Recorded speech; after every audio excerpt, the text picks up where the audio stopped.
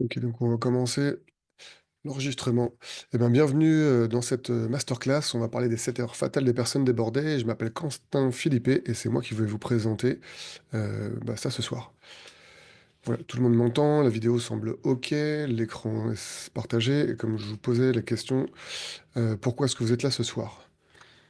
Céline qui répond, mes journées au boulot sont interminables. J'ai l'impression de courir en sprint pendant 10 heures. Je passe mon temps en réunion et dois en même temps gérer mon équipe et faire de l'opérationnel. Effectivement, c'est une problématique, enfin des problématiques que je comprends bien, et on va en parler également ce soir.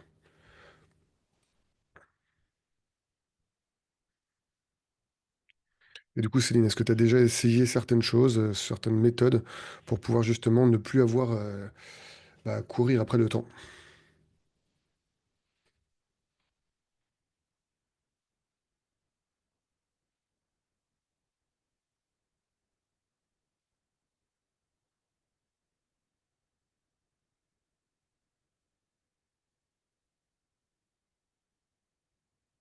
Formation en gestion du temps et des priorités.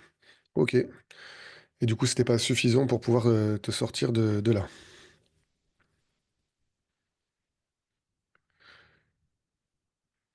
Et Céline, ou même les autres, est-ce que je peux vous demander quelle est votre profession? Comme ça me permet justement de savoir qu'est-ce que vous faites et quelles sont les problématiques que vous rencontrez. Et effectivement, le problème, c'est souvent que tout est urgent, tout est prioritaire.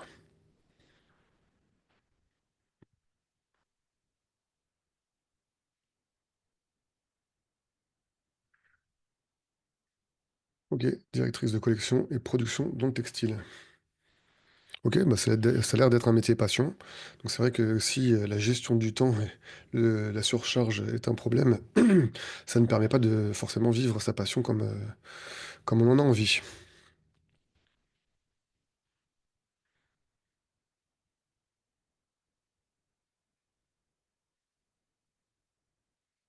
Je vais dire responsable pédagogique en école de commerce. Ok, bah écoutez, je suis déjà intervenu dans plusieurs écoles, pas encore des écoles de commerce. Et effectivement, je sais à quel point on peut être sursollicité de manière permanente.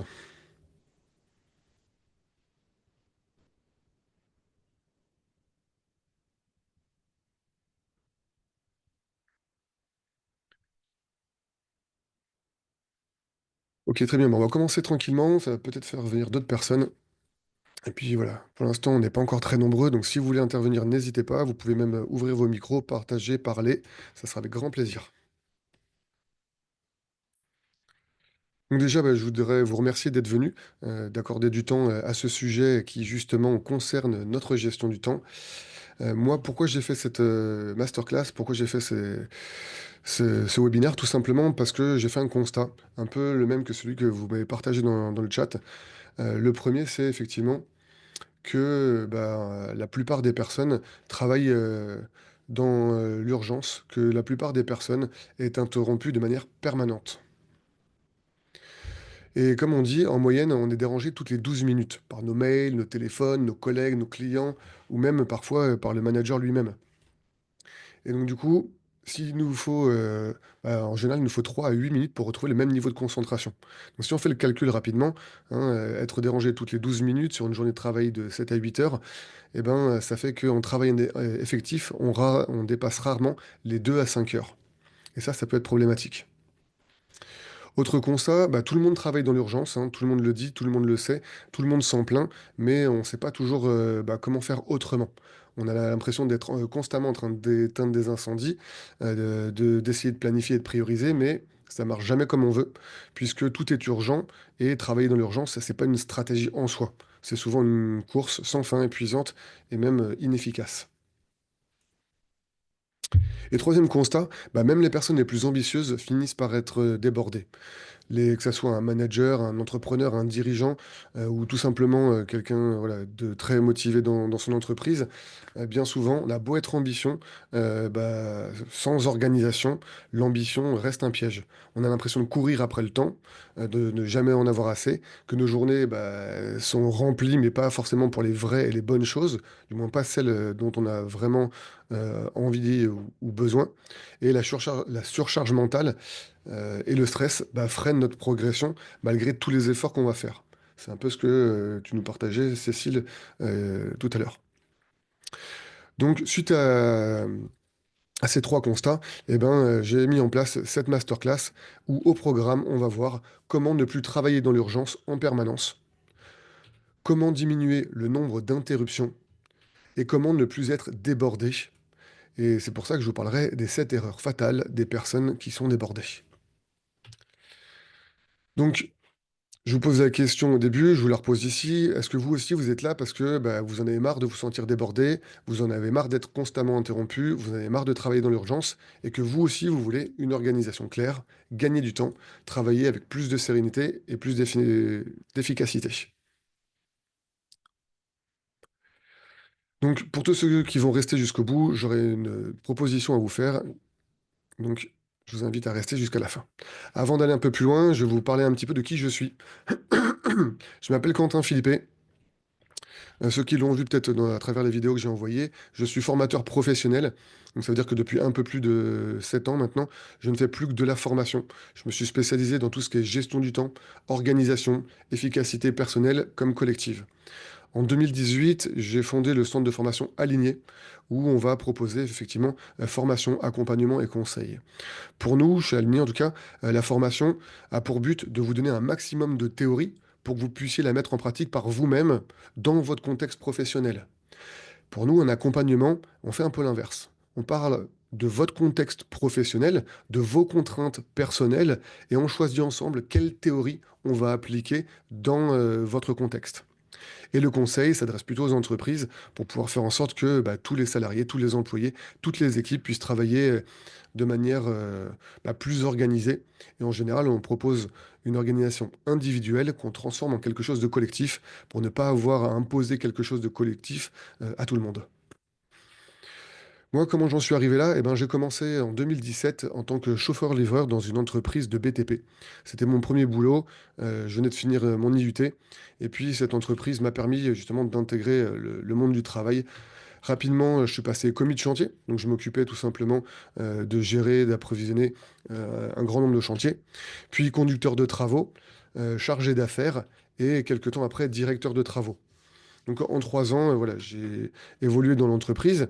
Et comme ça se passait plutôt bien, c'est une petite entreprise à taille humaine, ambiance familiale, bon, avec quelques voilà, avantages et inconvénients.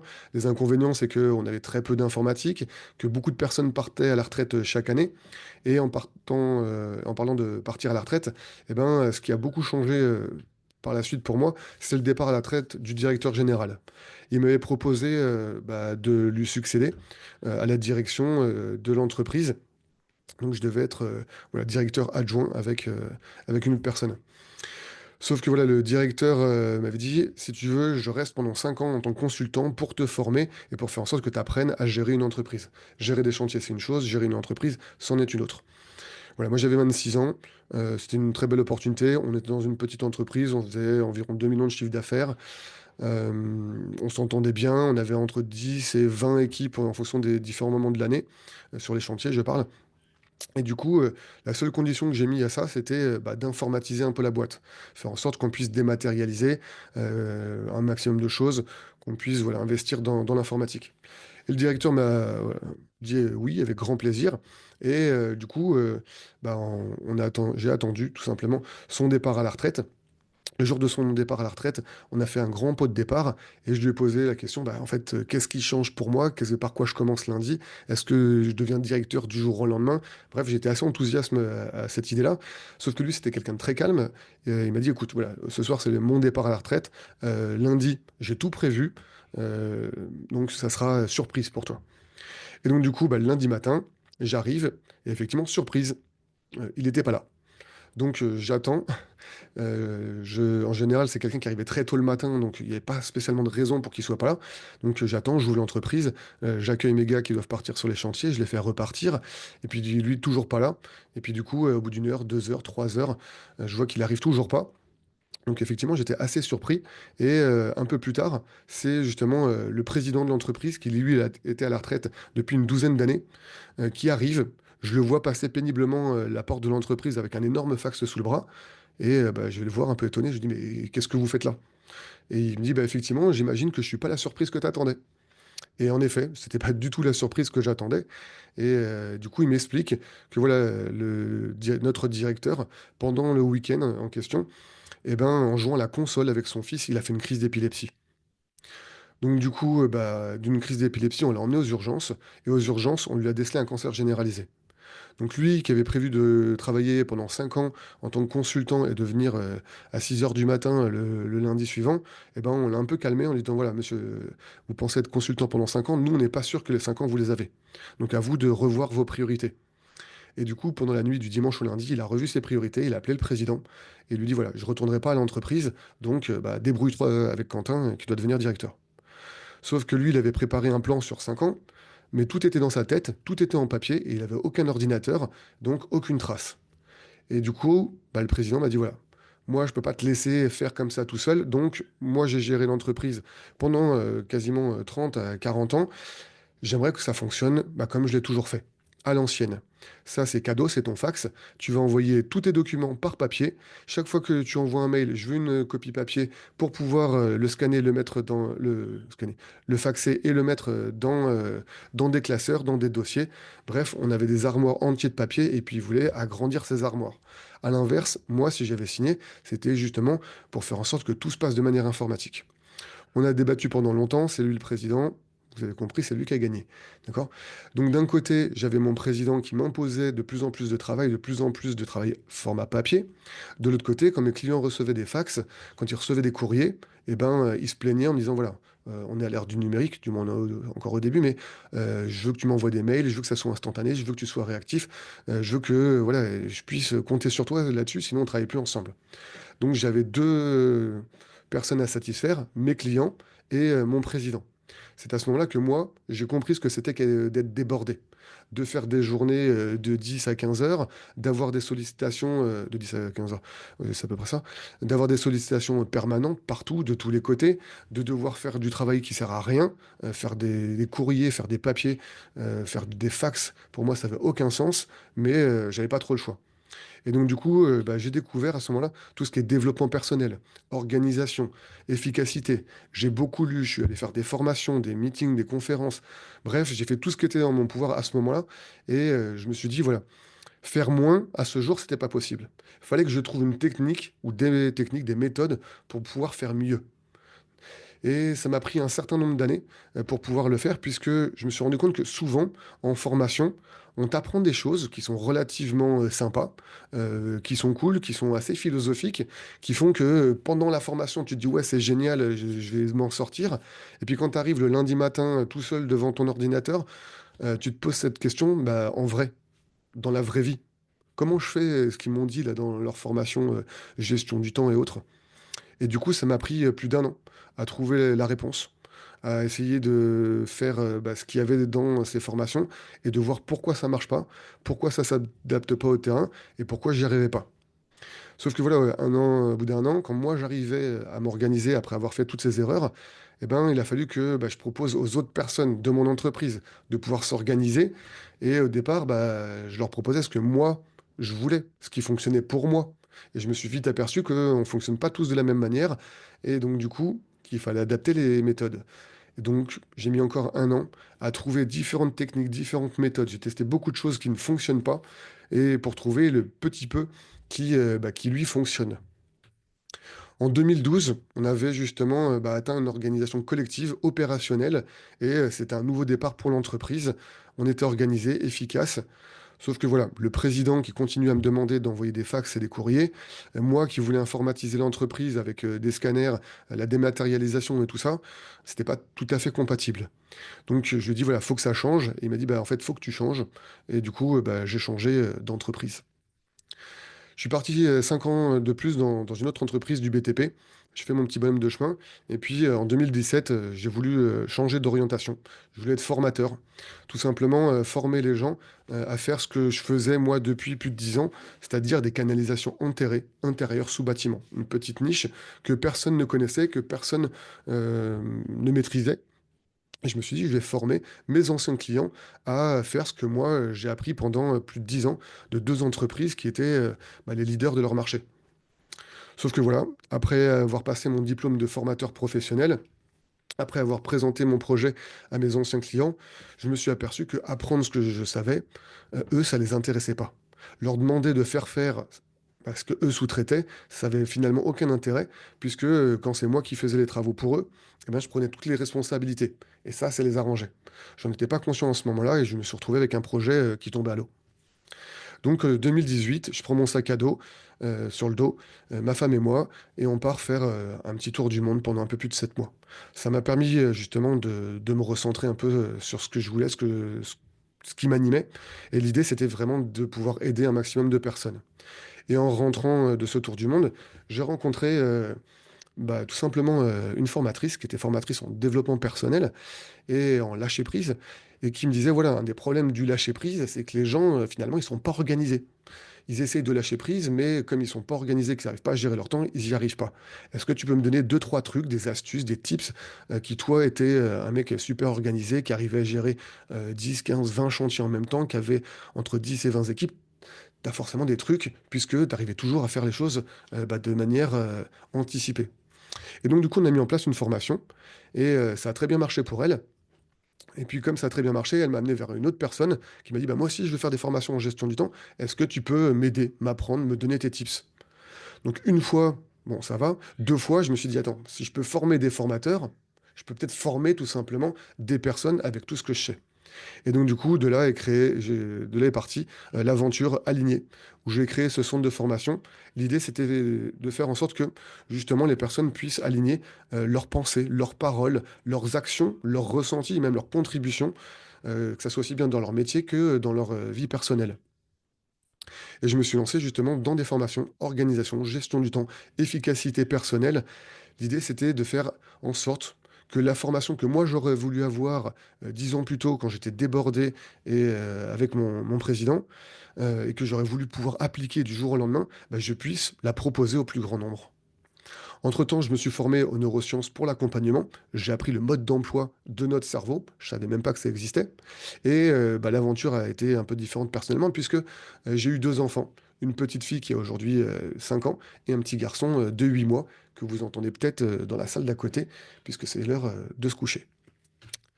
Donc cette aventure qui a démarré donc il y a 7 ans, pour moi en tant que formateur professionnel, m'a permis d'accompagner 1450 personnes à travers 902 entreprises, aussi diverses et variées que BMW, Greenpeace, l'assurance maladie ou la caisse d'épargne, et avec toujours trois objectifs: la gestion du temps, l'organisation et l'efficacité.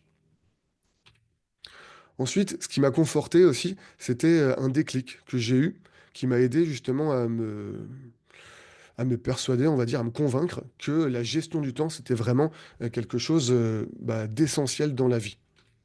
Ce déclic, il m'est arrivé lorsque j'ai rencontré Mike Horn. Je ne sais pas si vous connaissez ce personnage.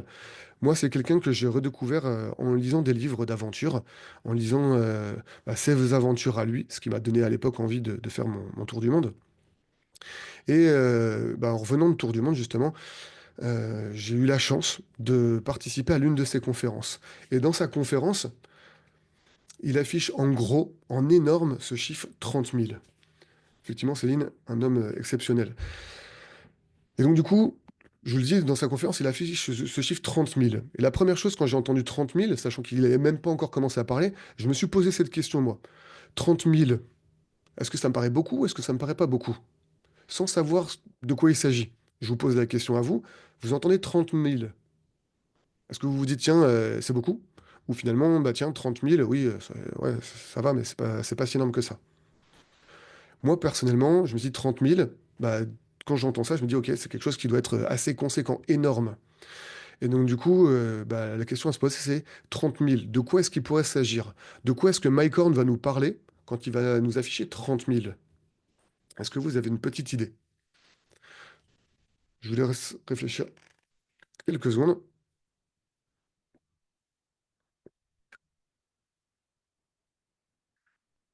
Donc, souvent, quand je pose la question 30 000, de quoi est-ce qu'il pourrait s'agir à votre avis, surtout quand c'est Mike Horn qui l'affiche, la première chose que les gens me disent, ouais, 30 000, c'est peut-être le nombre de secondes que l'on a par journée.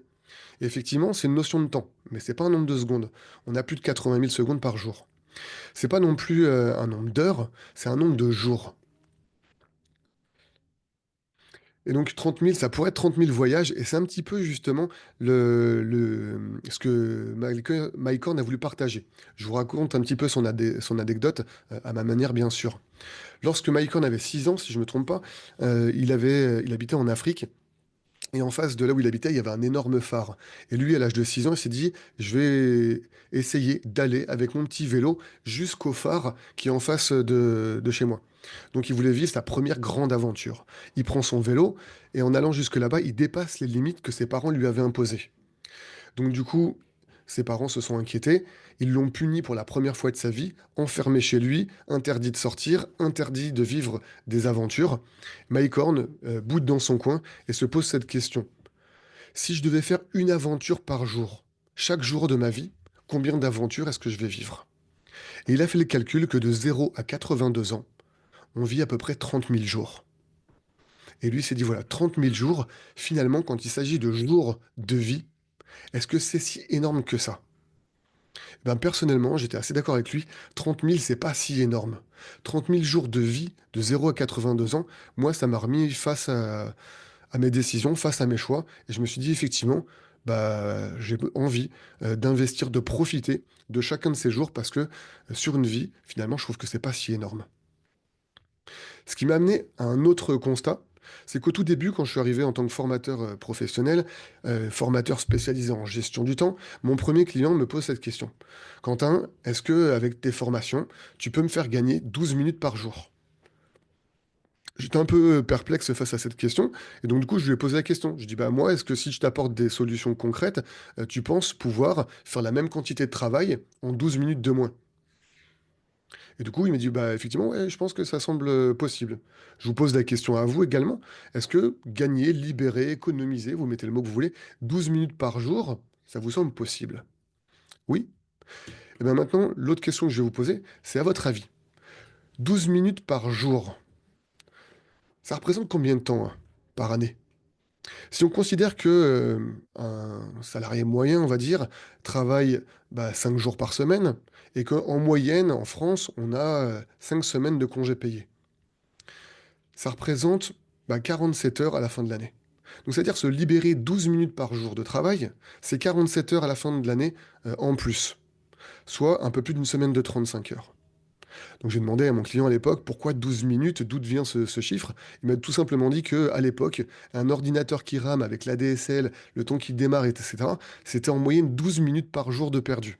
Et il voulait justement les regagner à sa manière, en gérant mieux son activité. Donc du coup, bien sûr, je l'ai aidé, et bien sûr, les 12 minutes, il les a retrouvées. Maintenant, je vous pose une autre question. Imaginez gagner, libérer, récupérer, encore une fois, vous mettez le mot que vous voulez, 45 minutes par jour de travail. Si on fait le même calcul que pour les 12 minutes, 45 minutes par jour, 5 jours par semaine, 47 semaines par an, ça nous fait exactement 176 heures. Donc si vous gagnez, libérez, économisez 45 minutes par jour, c'est-à-dire que si vous faites la même quantité de travail en 45 minutes de moins tous les jours, à la fin de l'année, vous aurez libéré 5 semaines de 35 heures.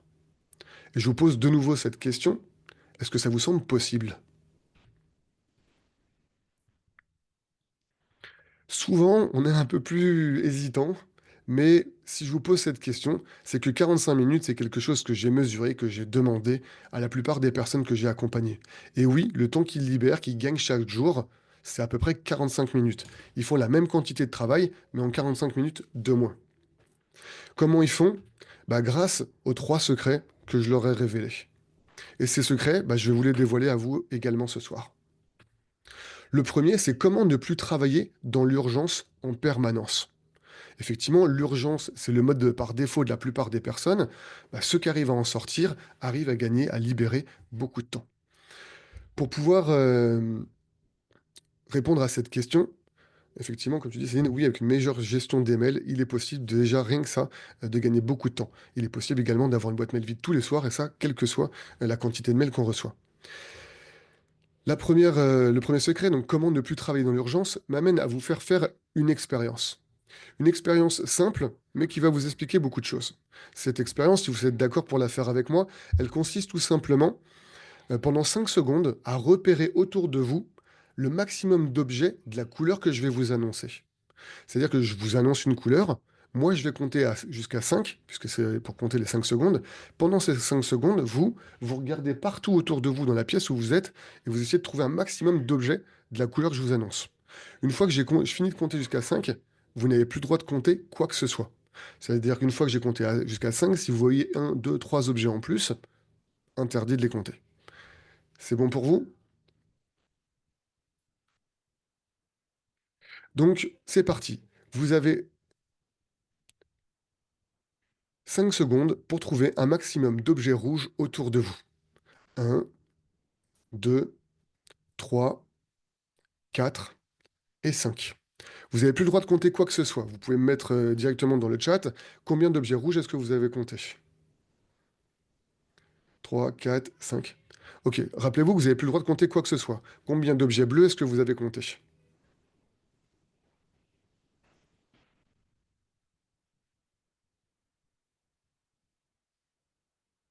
Et effectivement, quand on compte les objets rouges, on ne compte que les objets rouges.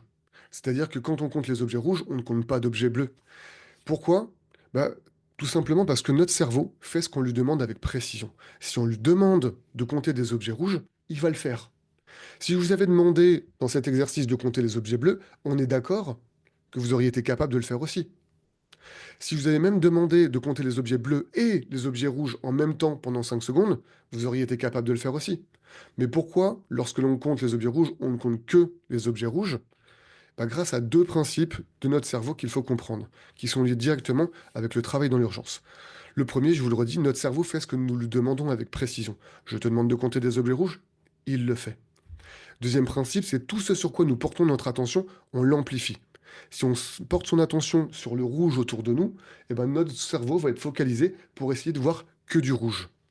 C'est un peu le principe de ce qu'on appelle le principe de la voiture rouge. Si vous voulez voir vous avez une voiture rouge et que vous voulez compter les voitures rouges, vous allez voir que ça dans votre journée, dans votre semaine, dans le temps que vous aurez choisi. C'est un peu le même principe que j'ai eu. Voilà, ma femme était enceinte il y a 7 mois. Et ben au moment où j'ai appris qu'elle était enceinte, j'ai eu l'impression que toutes les femmes autour de moi étaient enceintes. Pourquoi? Parce que mon cerveau a porté son attention sur le côté des femmes, sur le fait qu'il y ait des femmes enceintes, et du coup, il a amplifié ça. Donc deux principes qu'il faut retenir. Je vous explique un peu le premier. Notre cerveau fait ce que nous nous demandons avec précision. Ça paraît tout simple, tout bête, mais on n'a pas forcément l'habitude de demander quelque chose à notre cerveau. Pourtant, il le fait à chaque fois. Si tu te dis, tiens, attrape la bouteille d'eau qui est à côté de moi, tu n'es pas obligé de le verbaliser, tu le penses, tu attrapes la bouteille, tu veux boire, tu bois un coup. Donc ton cerveau fait ce que tu lui demandes. Et même si c'est, bah tiens, concentre-toi, écoute, il le fait. Et tout ce sur quoi nous portons notre attention, c'est pareil, c'est un principe, un fonctionnement par défaut de notre cerveau. Je vous donne un exemple qui arrive régulièrement, surtout dans le contexte professionnel. Ça vous est peut-être déjà arrivé, tout simplement d'être en train de travailler, et puis d'un coup, vous entendez quelqu'un qui discute dans la pièce d'à côté. Qu'est-ce qui va se passer? Eh bien, au début, vous entendez juste la personne discuter un petit peu, puis au bout d'un moment, vous allez porter votre attention dessus, vous allez porter encore plus votre attention dessus, et donc chaque fois que vous l'entendrez, que vous porterez votre attention de nouveau dessus en train de parler, ça va prendre de plus en plus d'ampleur dans votre cerveau, dans votre concentration, jusqu'à ce qu'à un moment, ça vous énerve, ça vous agace, ça c'en est trop, et vous allez dehors, vous allez sortir et dire aux autres, écoutez, si je voulais, il y en a qui bossent, un peu moins de bruit, hein. Et lui, qu'est-ce qu'il va se dire, cette personne qui entend ça? Tout simplement, qu'est-ce qui se passe? Pourquoi d'un coup elle vient me voir? Pourquoi elle me dit ça? Alors que ça fait déjà 10 minutes, un quart d'heure qu'on discute. Encore une fois, parce que vous avez porté votre attention dessus, votre cerveau l'a amplifié. C'est un peu ce qui est généralisé dans certains bouquins de développement personnel, hein. Si tu portes ton attention sur du positif, tu verras que du positif. Si tu portes ton attention sur du négatif, eh ben, tu verras que du négatif. Et c'est vrai, notre cerveau est fait pour amplifier tout ce sur quoi on porte notre attention. C'est pour ça que certains de nos collègues, on a porté notre attention sur leur qualité, on voit que leur qualité. Ou on les voit, on se dit, ah tiens, c'est le mec super sympa, c'est le mec super drôle. Ou à l'inverse, parfois, on a porté notre attention sur leurs défauts, et puis on se dit, ah bah tiens, lui, c'est le relou qui va me parler pendant une demi-heure, ou c'est le gars qui parle trop fort, ou qui parle trop longtemps. D'accord? Encore une fois, tout ce sur quoi nous portons notre attention s'amplifie. Oui, mais voilà. Il faut savoir que notre cerveau fait ce qu'on lui demande avec précision. Donc c'est-à-dire que si tu entends quelqu'un qui parle à côté, et que tu te dis, au lieu de laisser faire ton cerveau qui porte son attention et qui l'amplifie, tu te dis, attends, tu vas pas écouter ces gens-là pendant une demi-heure, concentre-toi. Mets-toi, porte ton attention sur ce que tu fais, sur ce que tu lis, sur ce que tu écoutes, sur ce que tu écris, sur le mail que tu tapes. Bref, tu peux choisir ce sur quoi tu vas porter ton attention. Mais encore faut-il se le demander. Et l'un des problèmes en entreprise, c'est que l'une des choses sur lesquelles on porte le plus notre attention n'est pas forcément ce que l'on a choisi. Je vous donne un exemple. Par exemple, quand quelqu'un vous envoie un mail, qu'est-ce qu'il attend en retour? Vous avez une idée? Je vous envoie un mail. Quelle est la réponse normale, l'attente la plus normale aujourd'hui? C'est que vous me répondez. Oui, mais comment? Le plus rapidement possible. Si je vous passe un coup de téléphone, que je vous appelle sur votre portable, qu'est-ce que j'attends derrière? Oui, une réponse. Mais quelle réponse? Bah, une réponse immédiate. Si je viens vous interrompre dans votre bureau pendant que vous êtes en train de travailler, qu'est-ce que j'attends de vous? Encore une fois, une réponse. Mais une réponse comment? Tout de suite, immédiate. Donc, on peut résumer ça en un mot. Ce que les gens attendent le plus de nous en entreprise, c'est de la réactivité. Donc, qu'est-ce que fait notre cerveau? Eh ben, il porte toute son attention sur comment est-ce que je peux être de plus en plus réactif. Et encore plus réactif. Et encore plus réactif. Et encore plus réactif. Ce qui fait de nous des personnes ultra réactives. On réagit aux mails, on réagit au coup de téléphone, on réagit à la personne qui vient nous voir. Et maintenant, ça s'ajoute avec les Teams, les Slack, les WhatsApp. On devient réactif même émotionnellement. Quelqu'un qui vient nous voir, on réagit. Quelqu'un qui nous parle trop fort, qui nous parle mal, qui nous parle pas comme on veut, on réagit. On devient des super réactifs. Mais c'est pas la seule solution. D'accord? Je vous redonne les deux définitions. La définition de la réactivité et la définition de la proactivité. La réactivité, c'est la capacité à s'adapter à une situation ou à un problème donné. C'est le délai séparant l'impulsion d'un stimulus externe et la manifestation physique qui en découle. Donc on dit qu'une personne réactive, c'est une personne qui répond à une action. Ça, c'est la définition du dictionnaire. Aujourd'hui, la définition dans les entreprises, c'est qu'une personne réactive, c'est une personne qui réagit tout de suite, immédiatement, instantanément. Et ça devient un mode de fonctionnement pour la plupart d'entre nous. Mais il existe la proactivité. Je vous redonne la définition. L'adjectif féminin proactive est un néologisme, un nouveau mot, qualifiant une action ou une attitude dynamique, mais réalisée avec anticipation. Une démarche proactive résulte d'une réflexion qu'on a menée en amont, c'est-à-dire un événement avant l'événement ou avant les situations. En gros, on y a réfléchi. Et du coup, ça permet, en y en réfléchissant, de gagner du temps, car elle permet de prévoir et de préparer les moyens nécessaires pour répondre aux défis qui se présentent. Synonyme, dynamique et anticipant. Donc une personne proactive, c'est une personne qui anticipe les résultats ou les efforts à fournir à un problème donné. Synonyme, entreprenant et anticipateur. Donc, je vous pose la question aujourd'hui, est-ce que vous pensez que vous êtes plutôt réactif, c'est-à-dire que quand quelque chose arrive, eh ben, vous agissez, quand quelque chose d'arrive d'autre, vous réagissez de nouveau, et ça, plus ou moins toute la journée. Ou est-ce que vous arrivez à justement prévoir des choses à l'avance, les planifier, les réaliser au moment voulu, de la manière voulue, donc être plus proactif. Je vous invite à partager, est-ce que vous êtes plus réactif? Est-ce que vous êtes plus proactif? Et si vous deviez donner une proportion, est-ce que ça serait quoi? 10, 20, 30, 40, 50% réactif? Donc du 50, 45, 55, ok. 30, 60, ok. Donc maintenant, je vous pose une autre question. Imaginons que on est dans le monde idéal, l'entreprise de rêve, le monde des bisounours, ok. Quelle serait pour vous la proportion idéale de réactivité et quelle serait la proportion idéale de proactivité? Je ne vous demande pas de faire en fonction de ce qui est possible, hein. Je vous demande juste si vous pouviez choisir exactement le niveau de réactivité, le niveau de proactivité. Qu'est-ce que vous choisiriez?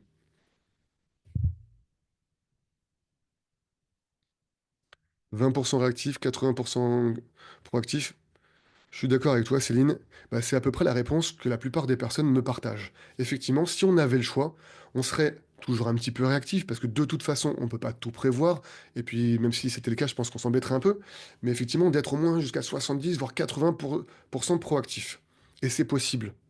La plupart des personnes que j'ai accompagnées arrivent justement à passer de 80, voire 70% réactifs à 80, voire 70, voire 80% proactifs. Comment on fait? Bah, le principe, c'est de reprendre ce qu'on a vu avant. Tout ce sur quoi nous portons notre attention s'amplifie. Donc, il faut trouver les techniques, les méthodes, toutes les petites choses que vous êtes capable de faire qui vous rend plus proactif. Et rappelez-vous que notre cerveau fait ce qu'on lui demande avec précision. Donc, demandez-vous comment être plus proactif constamment, en permanence. Et au quotidien, vous allez porter votre attention sur tout ce qui vous permet d'être proactif. Et quand on est proactif, on devient de plus en plus proactif. Et on sait de temps en temps être réactif aux besoins. À l'inverse, quand on est réactif, très réactif, tout le temps réactif, bah, devenir proactif du jour au lendemain, ça s'apprend. On ne peut pas le faire tout seul. D'accord? Ce qui m'amène à vous dévoiler le deuxième secret. Comment diminuer les interruptions? Et ça, encore une fois, on va se servir de nos deux principes du fonctionnement de notre cerveau. Le premier, notre cerveau fait ce que nous lui demandons avec précision. Ok, mais que se passe-t-il lorsqu'on ne demande rien à son cerveau? C'est vrai, on n'a pas tous appris à se demander des choses, ou même des fois on se le demande sans s'en rendre compte. Donc, quand on a envie de quelque chose, on n'y pense pas. Donc, qu'est-ce qui se passe dans ce cas-là? Eh bien, notre cerveau a un fonctionnement par défaut. Il fait ce qu'il a toujours fait pour obtenir ce qu'il a toujours obtenu.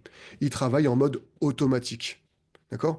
Et ces automatismes, à votre avis, comment on les appelle?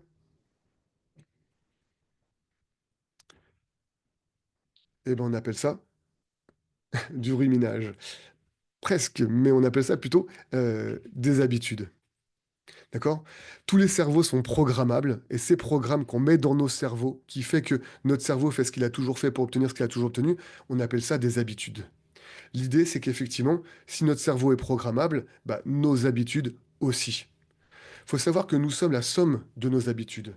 Comme disent certains scientifiques, les habitudes dirigent 98% du comportement humain moderne.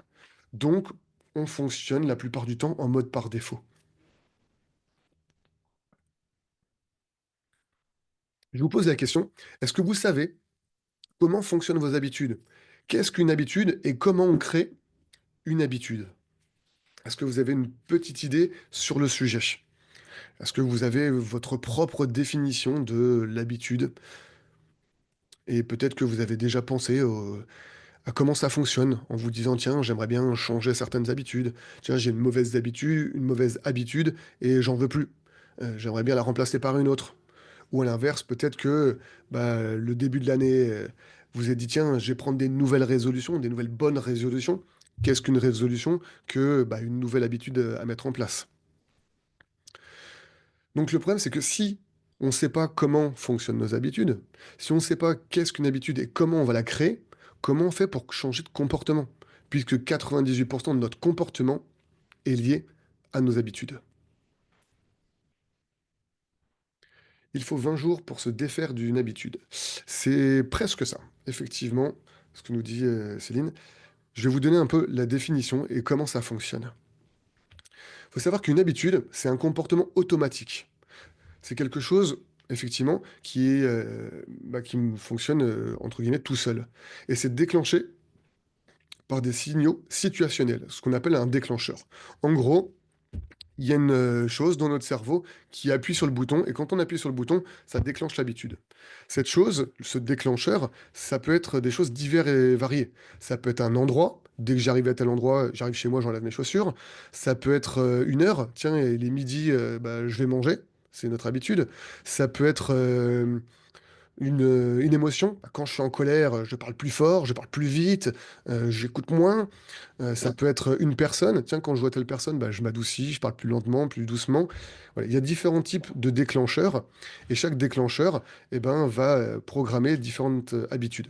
Je donne un exemple, hein. Le matin, on a tous nos propres habitudes. Le réveil sonne, on se lève. Moi, personnellement, la première chose que je fais, je vais dans la cuisine, je prépare le petit déjeuner pour ma fille et après avoir allumé la lumière, j'ouvre le placard, etc., etc.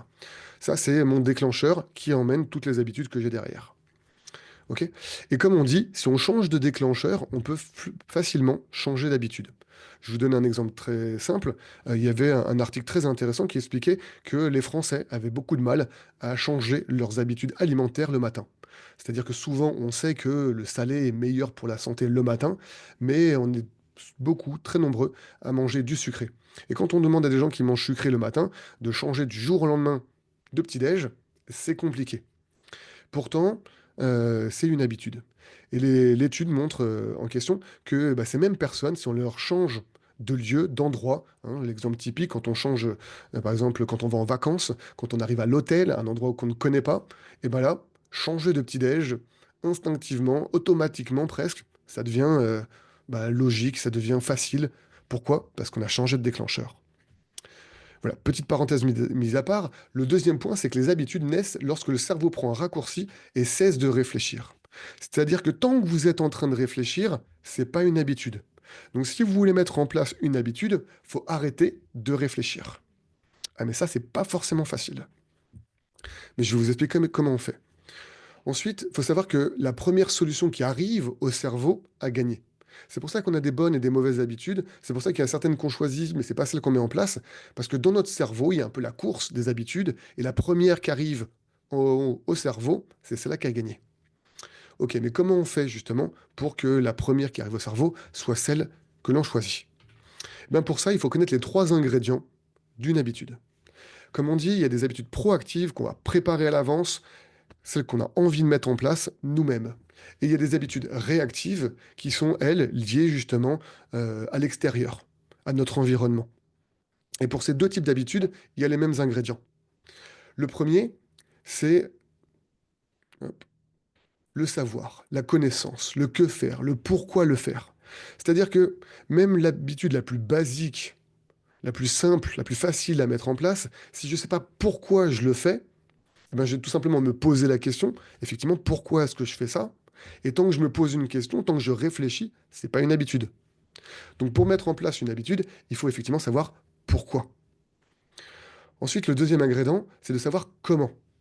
C'est-à-dire que c'est pareil, si une habitude très simple, comme par exemple avoir une boîte mail vide tous les soirs, on peut se dire, ok, c'est très simple, pourquoi je vais le mettre? Bah, ça va m'enlever une énorme charge mentale, ça va m'enlever du stress à chaque fois que j'ouvre mon Outlook et que je vois 120 mails non lus, non traités dans ma boîte mail.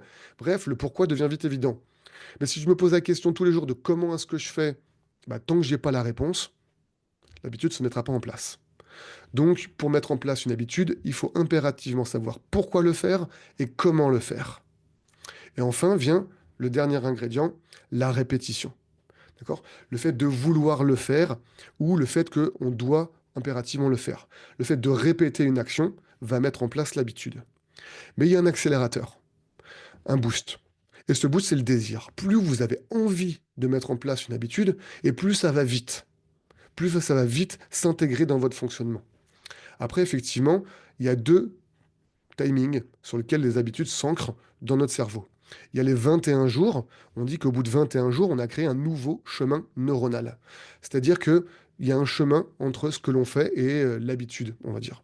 C'est un peu comme quand vous marchez dans la forêt. Si vous passez une fois, on ne verra jamais votre trace. Si vous passez 20 fois, 21 fois au même endroit tous les jours, eh ben, ça crée un petit chemin et ce chemin, il se voit.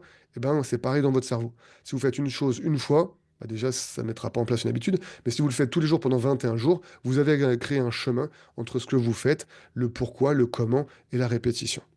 Et donc, du coup, l'habitude se met en place. Ensuite, au bout de 66 jours, l'habitude est mise en place de manière définitive sans même qu'on y pense. Au bout de 66 jours, on dit que l'on met en place des habitudes complexes.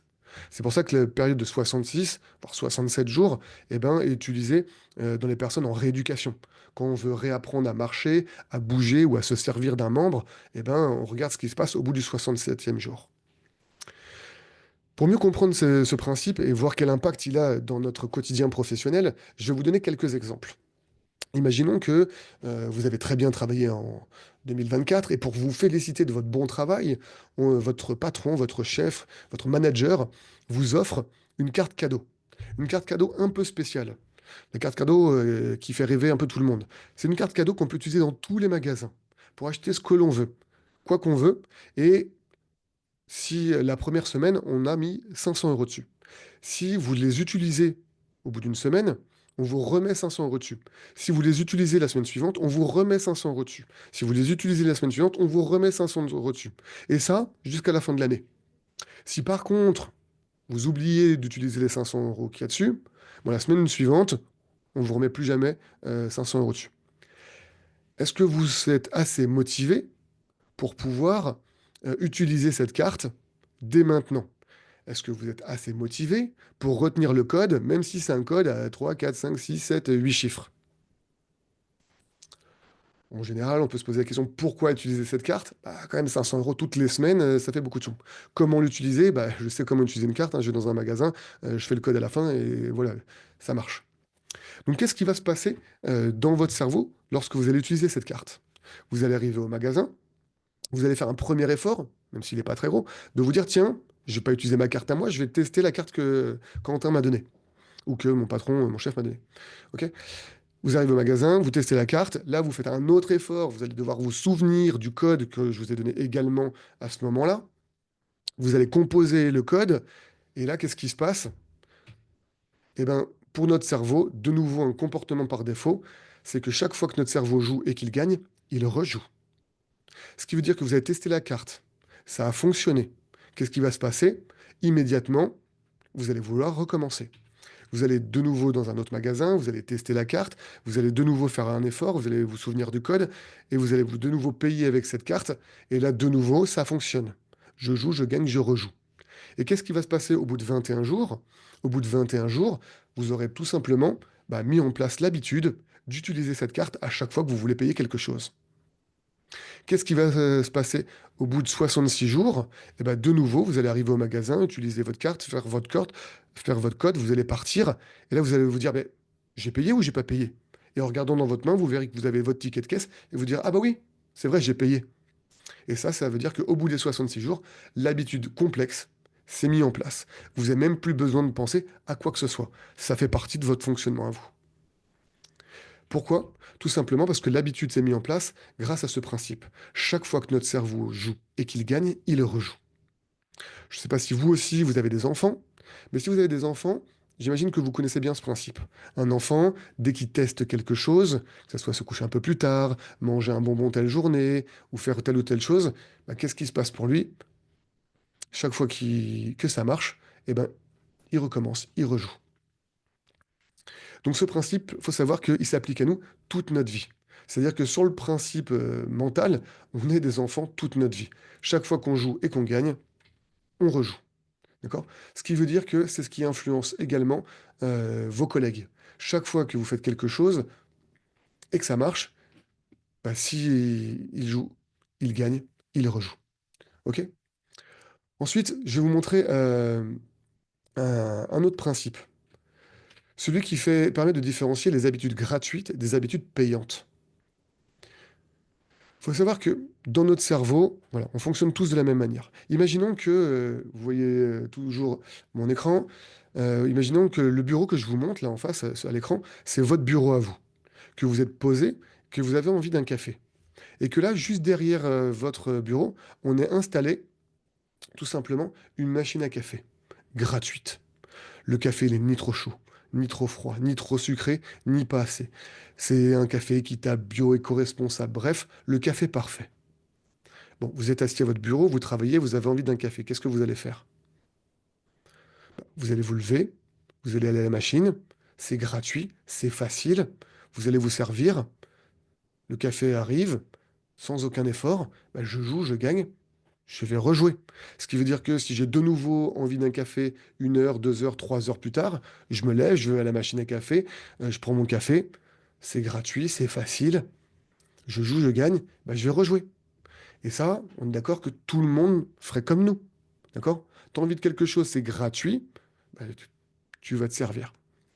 Maintenant, imaginons que voilà, un peu plus tard, moi j'arrive et juste derrière votre machine à café gratuite, je viens installer une nouvelle machine à café. Donc elle est identique à la première. C'est le même café, il n'est ni trop chaud, ni trop froid, ni trop sucré, équitable, bio, éco-responsable. Il y a juste un petit détail qui change. C'est exactement le même café. Le seul détail, c'est que pour avoir un café dans ma machine à moi, il faut mettre 2 euros. D'accord? Donc, vous êtes assis à votre bureau, vous avez de nouveau envie d'un café, vous avez une machine à café gratuite, vous avez une machine à café à 2 euros, c'est le même café. Bah, où est-ce que vous allez boire votre café? On est d'accord que, comme tout le monde, vous allez prendre le café gratuit. Pourquoi payer? Pourquoi faire un effort supplémentaire alors qu'il y a quelque chose de gratuit disponible juste à côté de nous, qu'on peut avoir sans faire aucun effort? Il n'y a pas de raison. Ou alors, la seule raison de payer 2 euros un café, c'est que la machine à café gratuite, elle tombe en panne. Elle ne fonctionne plus.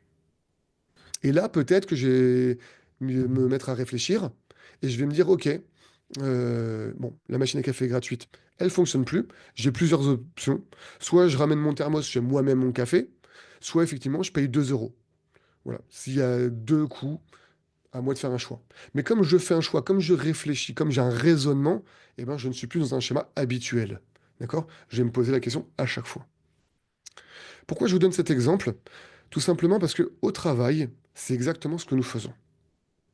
Imaginons que voilà, la machine à café, entre guillemets, d'une certaine manière, c'est vous. Imaginons que je vienne vous voir, que je vienne voir Céline par exemple, et que je dise, tiens, j'ai un truc super urgent, super important, tu veux bien me donner un coup de main, s'il te plaît. Et imaginons que toi, Céline, tu me dises, bah, avec le sourire, bah oui, avec grand plaisir, je te donne un coup de main. Qu'est-ce qui se passe dans mon cerveau à moi? Bah, sans m'en rendre compte, on est en train de co-créer une nouvelle habitude. C'est-à-dire que toi, tu m'as dit oui une fois. Moi, j'ai entendu un oui une fois. Moi, je joue, je gagne, je rejoue. Pourquoi? Tout simplement parce que j'ai un cerveau normal, qui fonctionne. Ce qui veut dire que le lendemain, je vais arriver, je vais venir te voir et te dire, tiens, j'ai de nouveau un truc urgent, important, est-ce que tu veux bien me donner un coup de main? En général, qu'est-ce qui se passe? Tu me fais un sourire, tu me dis oui, bien sûr, avec plaisir, c'est gratuit, c'est facile, pourquoi est-ce que je ferais autrement?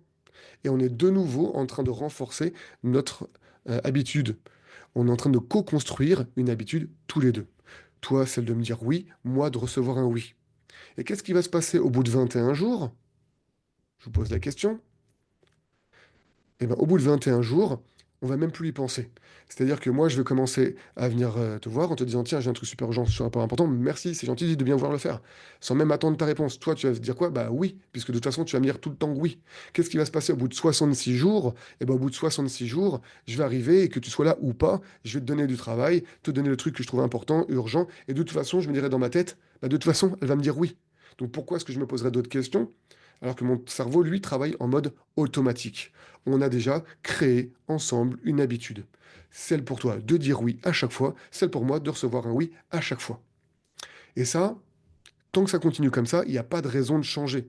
Il n'y a pas quelqu'un qui va dire, tiens, j'ai pris conscience que... Non, mon cerveau fonctionne comme tout le monde, je joue, je gagne, je rejoue. Et pour quelle raison ça ne fonctionnerait plus? Eh bien exactement comme pour la machine à café gratuite. Si ce n'est plus gratuit. Si je viens de te voir, toi, Céline, et que tu me dis, bah écoute, oui, je veux bien, mais pas immédiatement. Oui, je veux bien, mais pas avant mardi 14 heures. Qu'est-ce qui se passe pour moi, qui suis en face de toi? Bah déjà, un, mon schéma habituel ne fonctionne plus. Deux, je vais devoir réfléchir. Je me dis, attends, est-ce que je suis prêt à attendre jusqu'à mardi 14 heures? Est-ce que je suis prêt à attendre le fait que ça ne soit pas immédiat alors que ça l'était avant? Et là, pour moi, s'offrent plusieurs possibilités. Soit effectivement, je paye le prix, j'attends. Soit je vais aller voir une autre personne, je vais me tourner vers la personne la plus proche et me dire, tiens, David, j'ai un truc super urgent, super important, est-ce que tu veux bien me donner un coup de main? Et là, deux possibilités. Si David me dit, ben oui, bien sûr, Quentin, avec grand plaisir, qu'est-ce qui se passe? On est de nouveau en train de co-créer une habitude. Moi, dans mon cerveau, il va se passer quoi? Je vais me dire, sans m'en rendre compte, bah tiens, avec David, c'est gratuit, c'est facile, bah je joue, je gagne, je rejoue. Donc la fois d'après, je reviendrai voir David, tiens, j'ai de nouveau un truc urgent, important, est-ce que tu veux bien me donner un coup de main? Et de nouveau, je vais mettre en place mon habitude pendant 21, voire 66 jours. Et si un jour, effectivement, bah, David veut que ça change, c'est lui qui va devoir prendre l'habitude, en premier, de me dire non, ou alors oui, mais pas immédiatement.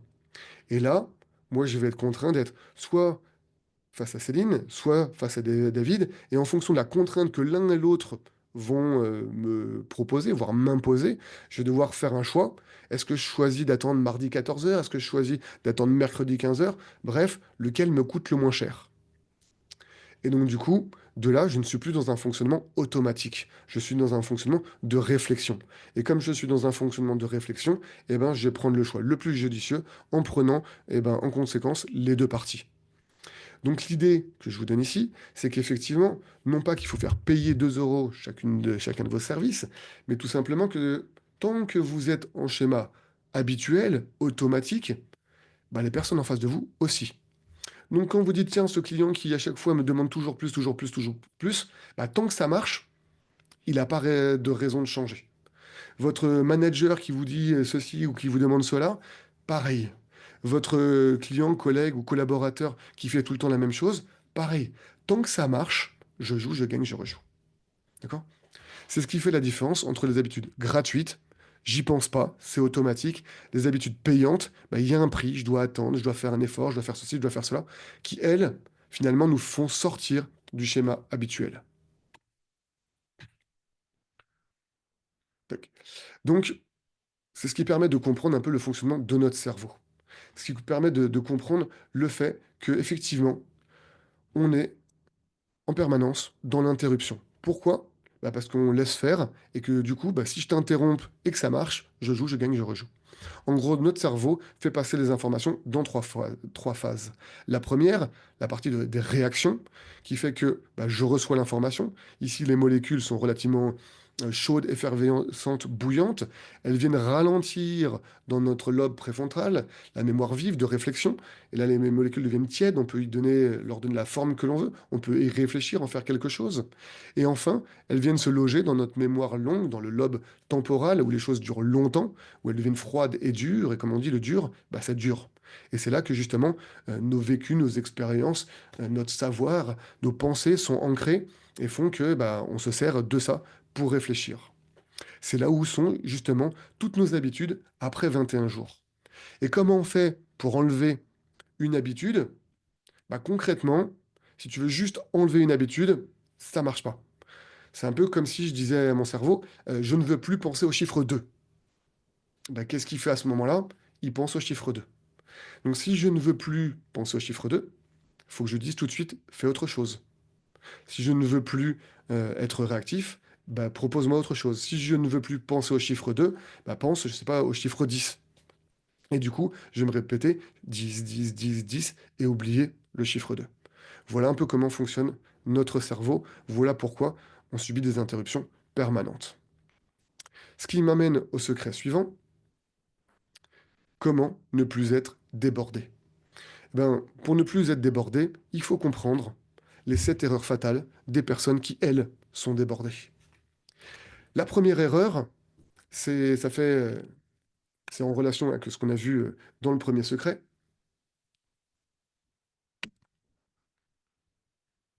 et on l'a tous fait, c'est d'être réactif. Effectivement, quand on arrive en entreprise, parfois on est nouveau dans un poste, parfois on arrive, c'est une nouvelle expérience, on ne sait pas tout, on demande aux autres, on a besoin qu'on nous informe, on a besoin qu'on nous explique, donc on est valorisé parce que on est réactif. Tiens, je t'ai demandé de faire un truc, tu l'as fait, super, tu as été réactif. D'accord? Sauf que cet état de réactivité fait que on devient tout le temps et en permanence réactif. C'est ça qui va engendrer le fait qu'on travaille tout le temps dans l'urgence. Parce qu'on va finir par penser, par agir de manière réactive. Et ça, quoi qu'il arrive. Du coup, bah, ça joue sur notre désorganisation et ça augmente le stress.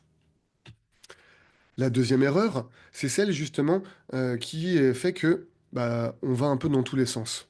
C'est le principe hop, d'avoir des objectifs flous. La plupart d'entre nous, la plupart des personnes se contentent du peu d'informations qu'on leur donne et du coup essayent de faire avec. Ce qui veut dire qu'ils travaillent avec des objectifs flous, voire parfois même sans objectif du tout, en disant bon bah de toute façon c'est ça qu'on m'a demandé, du moins je crois, enfin j'essaie, on verra bien après. Ce qui crée plus de confusion, plus de dispersion. L'erreur numéro 3, c'est celle justement qui va, en plus des objectifs, amplifier le dilemme, qui va faire que en plus qu'on ait de moins en moins de temps pour nous, c'est le manque de priorité, le manque de priorisation.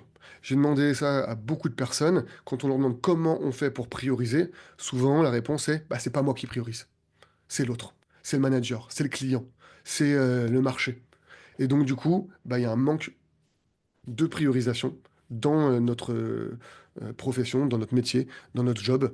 Et du coup, ça entraîne bah, beaucoup de confusion. Surtout, les gens confondent urgent et important. Posez-vous la question, c'est quoi pour vous urgent? Posez-vous la question, c'est quoi important? C'est quoi la différence? Comment on fait la part entre l'un, entre l'autre?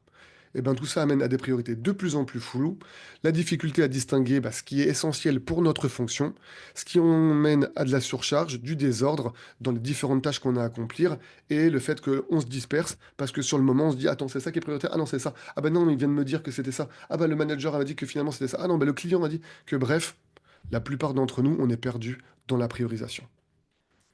Dites-moi à chaque fois si vous êtes d'accord ou pas, et si ces erreurs-là, vous les avez déjà faites ou pas. L'erreur numéro 4, c'est l'erreur, bah, j'ai envie de dire, l'une des plus fatales. Celle qui pourtant nous donne l'impression de bien faire, mais qui nous amène le plus de soucis, le plus de problèmes. Cette erreur, c'est d'être en permanence sur sa boîte mail. On est focus sur les mails qui arrivent, sur les informations qui arrivent, sur le fait qu'il y a tout le temps quelqu'un qui nous dit un truc qui fait qu'on doit faire ce que l'on nous demande par mail. Et du coup, bah, ça engendre encore plus de manque de priorité, puisque bah, chaque mail, c'est une priorité qui change. Chaque mail, c'est un objectif soit de plus en plus flou, soit un objectif qui change. Ce qui emmène bah, une charge de travail invisible. On ne sait pas ce qu'on doit faire dans la journée, on ne sait pas quelle quantité de choses et de tâches on va devoir accomplir dans notre journée. On multiplie les interruptions parce que au mail vient s'ajouter bien sûr Bernard qui vient nous demander quelque chose, David qui nous téléphone depuis tout à l'heure et qui insiste. En plus de ça, eh ben, on n'a pas forcément de technique, de méthode, ou même la plupart d'entre nous n'ont jamais pris un cours de boîte mail. On a la boîte mail encombrée qui déborde et en général, on a l'esprit aussi saturé que notre boîte mail. Et cette boîte mail a un impact directement sur le déséquilibre de notre vie. Puisque même le soir, je vois certaines personnes qui disent non mais je me reconnecte juste pour répondre aux mails. Eh oui, juste pour répondre aux mails. Mais pendant ce temps-là, tu fais pas autre chose. Ensuite, malgré tous les efforts qu'on fait, l'une des erreurs qui est assez récurrente, c'est que justement, toutes celles précédentes nous amènent parfois à procrastiner. Pourquoi? Parce que bah, quand on ne sait pas exactement quoi faire, quand on se pose la question de c'est quoi qui est prioritaire, c'est quoi qui est mon objectif, c'est quoi que je dois faire, c'est quoi que ceci, c'est quoi que cela, et ben des fois on se dit bon écoute, hein, on va voir, je repousse, et puis allez, il y a un mail, allez, je réponds au mail. Donc ça, c'est lié à à la procrastination. Le fait de reporter constamment, d'éviter certains sujets, d'éviter certains gros dossiers, éviter parfois même de passer à l'action tout court. Et ça a des conséquences puisque bah, plus on procrastine, plus on procrastine. Du coup, certains projets stagnent, n'avancent pas ou sont mis de côté, voire abandonnés complètement. Et quand on s'en aperçoit, bah, on manque un peu de crédibilité. Quand on te dit pourquoi t'as pas fini, pourquoi t'as pas fait, parfois on n'a pas de vraie réponse. J'avais pas envie, j'ai pas pensé, j'avais pas le temps. Non, en fait, c'était pas ma priorité, c'était pas organisé. Certes, je l'ai pas fait. Donc, ça contribue à accumuler du stress et pour certains, ça joue même sur le sentiment d'échec. Erreur numéro 6, c'est que parfois, malgré tout ça, on va s'auto-saboter. Ce qui veut dire que on sait qu'on a des situations stressantes, sait qu'il y a des trucs qu'on ne fait pas forcément comme il faut. On sait que eh ben, on va pas forcément tout gérer comme on en a envie. Et malgré ça, eh ben, on continue dans cette direction. Et donc, du coup, beaucoup de personnes attendent d'être stressées pour justement se dire, OK, bah maintenant que je suis bien stressé, faut que j'apprenne à gérer mon stress. Oui, c'est vrai que c'est déjà une bonne chose, mais on peut faire autrement. Je veux dire, on n'est pas obligé d'attendre que le stress soit là pour le gérer. Parce que le stress, l'attendre que le stress s'accumule, attendre que toutes les tâches s'accumulent, que toutes ces choses-là viennent nous stresser de plus en plus, bah, va créer un épuisement mental et émotionnel, diminuer notre résilience face aux différents défis, va créer même de la confusion mentale, voire de l'agitation mentale, va nous dégrader parfois physiquement, psychologiquement, Et sur le long terme, on sait tous à quoi ça amène. Burn-out, dépression, voilà, ce genre de situation. Et du coup, l'erreur numéro 7, c'est que malgré tout, même si on sait ce qu'il y a à faire, eh ben, on va tendance à laisser faire. Laisser faire ce que j'appelle tous les voleurs de temps. Les voleurs de temps, j'y mets dedans tout ce qui est mail, téléphone, mais aussi le collègue, le client, le manque de priorité, le manque d'objectif, bref, tout ce qui au final fait que dans notre journée, eh ben, on utilise du temps pour faire finalement pas grand-chose. D'accord? Et donc, du coup, ces voleurs de temps vont dilapider notre temps, vont nous focaliser sur des tâches qui sont non prioritaires, vont faire baisser notre productivité, notre efficacité, vont justement alimenter les interruptions fréquentes, vont entraîner de la frustration et cette sensation justement de perte de contrôle sur son temps, sur son organisation, sur tout ce que l'on fait de manière générale.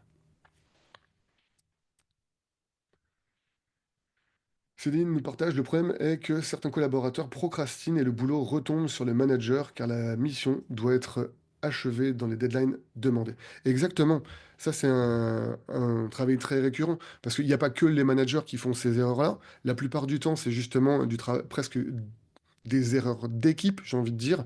Quand toute l'équipe fait ce genre d'erreur. Quand l'équipe travaille dans la réactivité, travaille sans, avec des objectifs flous, avec des priorités floues, avec sa boîte mail en permanence sous le nez, tout ça va retomber sur vous, sur les managers, sur les dirigeants. Et c'est vous qui en payez justement les pots cassés de manière générale. Donc je vous pose la question, n'hésitez pas à me partager 1, 2, 3, 4, 5, 6, 7, quelles sont euh, erreurs qui vous concernent vous, qui vous concernent vos équipes, qui concernent les gens qui travaillent avec vous. Je serais curieux de savoir, euh, je serais curieux justement de savoir quelles sont les plus fréquentes, les plus courantes pour vous. Les objectifs sont clairs, mais les collaborateurs ne les respectent pas. Après, effectivement, les objectifs, c'est aussi parfois une question de point de vue. Pour avoir travaillé avec des collaborateurs, avec des managers, être intervenu dans des entreprises où j'ai parlé aux deux, eh ben, souvent, tout le monde a l'impression d'être clair. Le manager dit, bah, attends, j'ai donné une consigne très claire. Le collaborateur dit, bah oui, quand il me l'a dit, c'était clair, mais au final, j'ai pas compris. Et souvent, ils n'ont pas les outils, les armes, les méthodes, les techniques, les moyens nécessaires pour poser les bonnes questions et savoir, est-ce que j'ai bien compris l'objectif? Est-ce que je suis sûr de savoir quoi faire ou pas?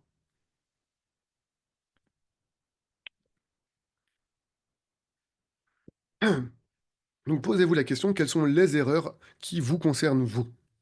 Je voulais vous poser une question également. Est-ce que déjà vous pensez que je vous ai appris certaines choses, certaines nouvelles choses que vous allez pouvoir mettre en place dans votre travail chez vous? Ok, Charlotte, merci pour le partage. Focus boîte mail, laisser faire, procrastiner. Effectivement, rassure-toi, hein, t'es pas toute seule. Nombreux sont ceux qui passent par là.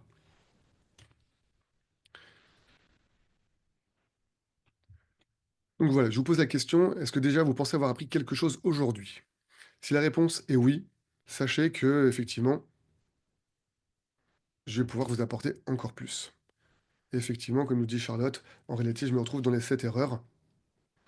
Effectivement, voilà, les 7 erreurs, hein, c'est pas quelque chose qui tombe de nulle part, c'est vraiment quelque chose sur lequel j'ai travaillé depuis les 7 ans que je suis formateur, spécialisé en gestion du temps, organisation et efficacité personnelle.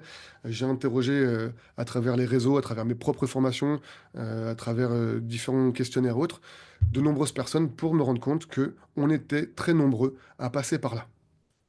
Maintenant, la question que je vous pose, c'est est-ce que vous voulez vous débarrasser de ces 7 erreurs? Sachez que l'idée, effectivement, c'est que si on comprend bien le fonctionnement du cerveau, des personnes, de vos collègues, de vos clients, de vos managers, bref, de tous ceux qui fonctionnent avec vous, eh ben, il y a moyen de s'en débarrasser. Rappelez-vous ce que je vous ai dit sur les habitudes. Pour pouvoir mettre en place de nouvelles habitudes, il faut savoir pourquoi. Il faut savoir comment. Donc, on va voir ensemble pourquoi est-ce que c'est intéressant, important de se débarrasser de ces 7 erreurs. Peut-être que vous avez votre propre raison, mais peut-être que vous aussi, vous voulez justement être organisé, efficace et serein. Faire en 3 jours ce que vous faisiez avant en 5, être plus détendu et même libéré de votre charge mentale. Peut-être que vous aussi, vous avez envie d'avoir des priorités claires, une organisation simple, réduire de 80% vos interruptions, de garder une boîte mail vide tous les soirs et de maintenir un équilibre entre votre vie professionnelle et votre vie personnelle.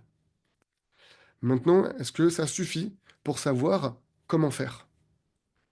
Est-ce que vous pensez que aujourd'hui vous êtes assez équipé, armé, heu, pour pouvoir, faire ça, mettre en place justement des solutions contre ces 7 erreurs?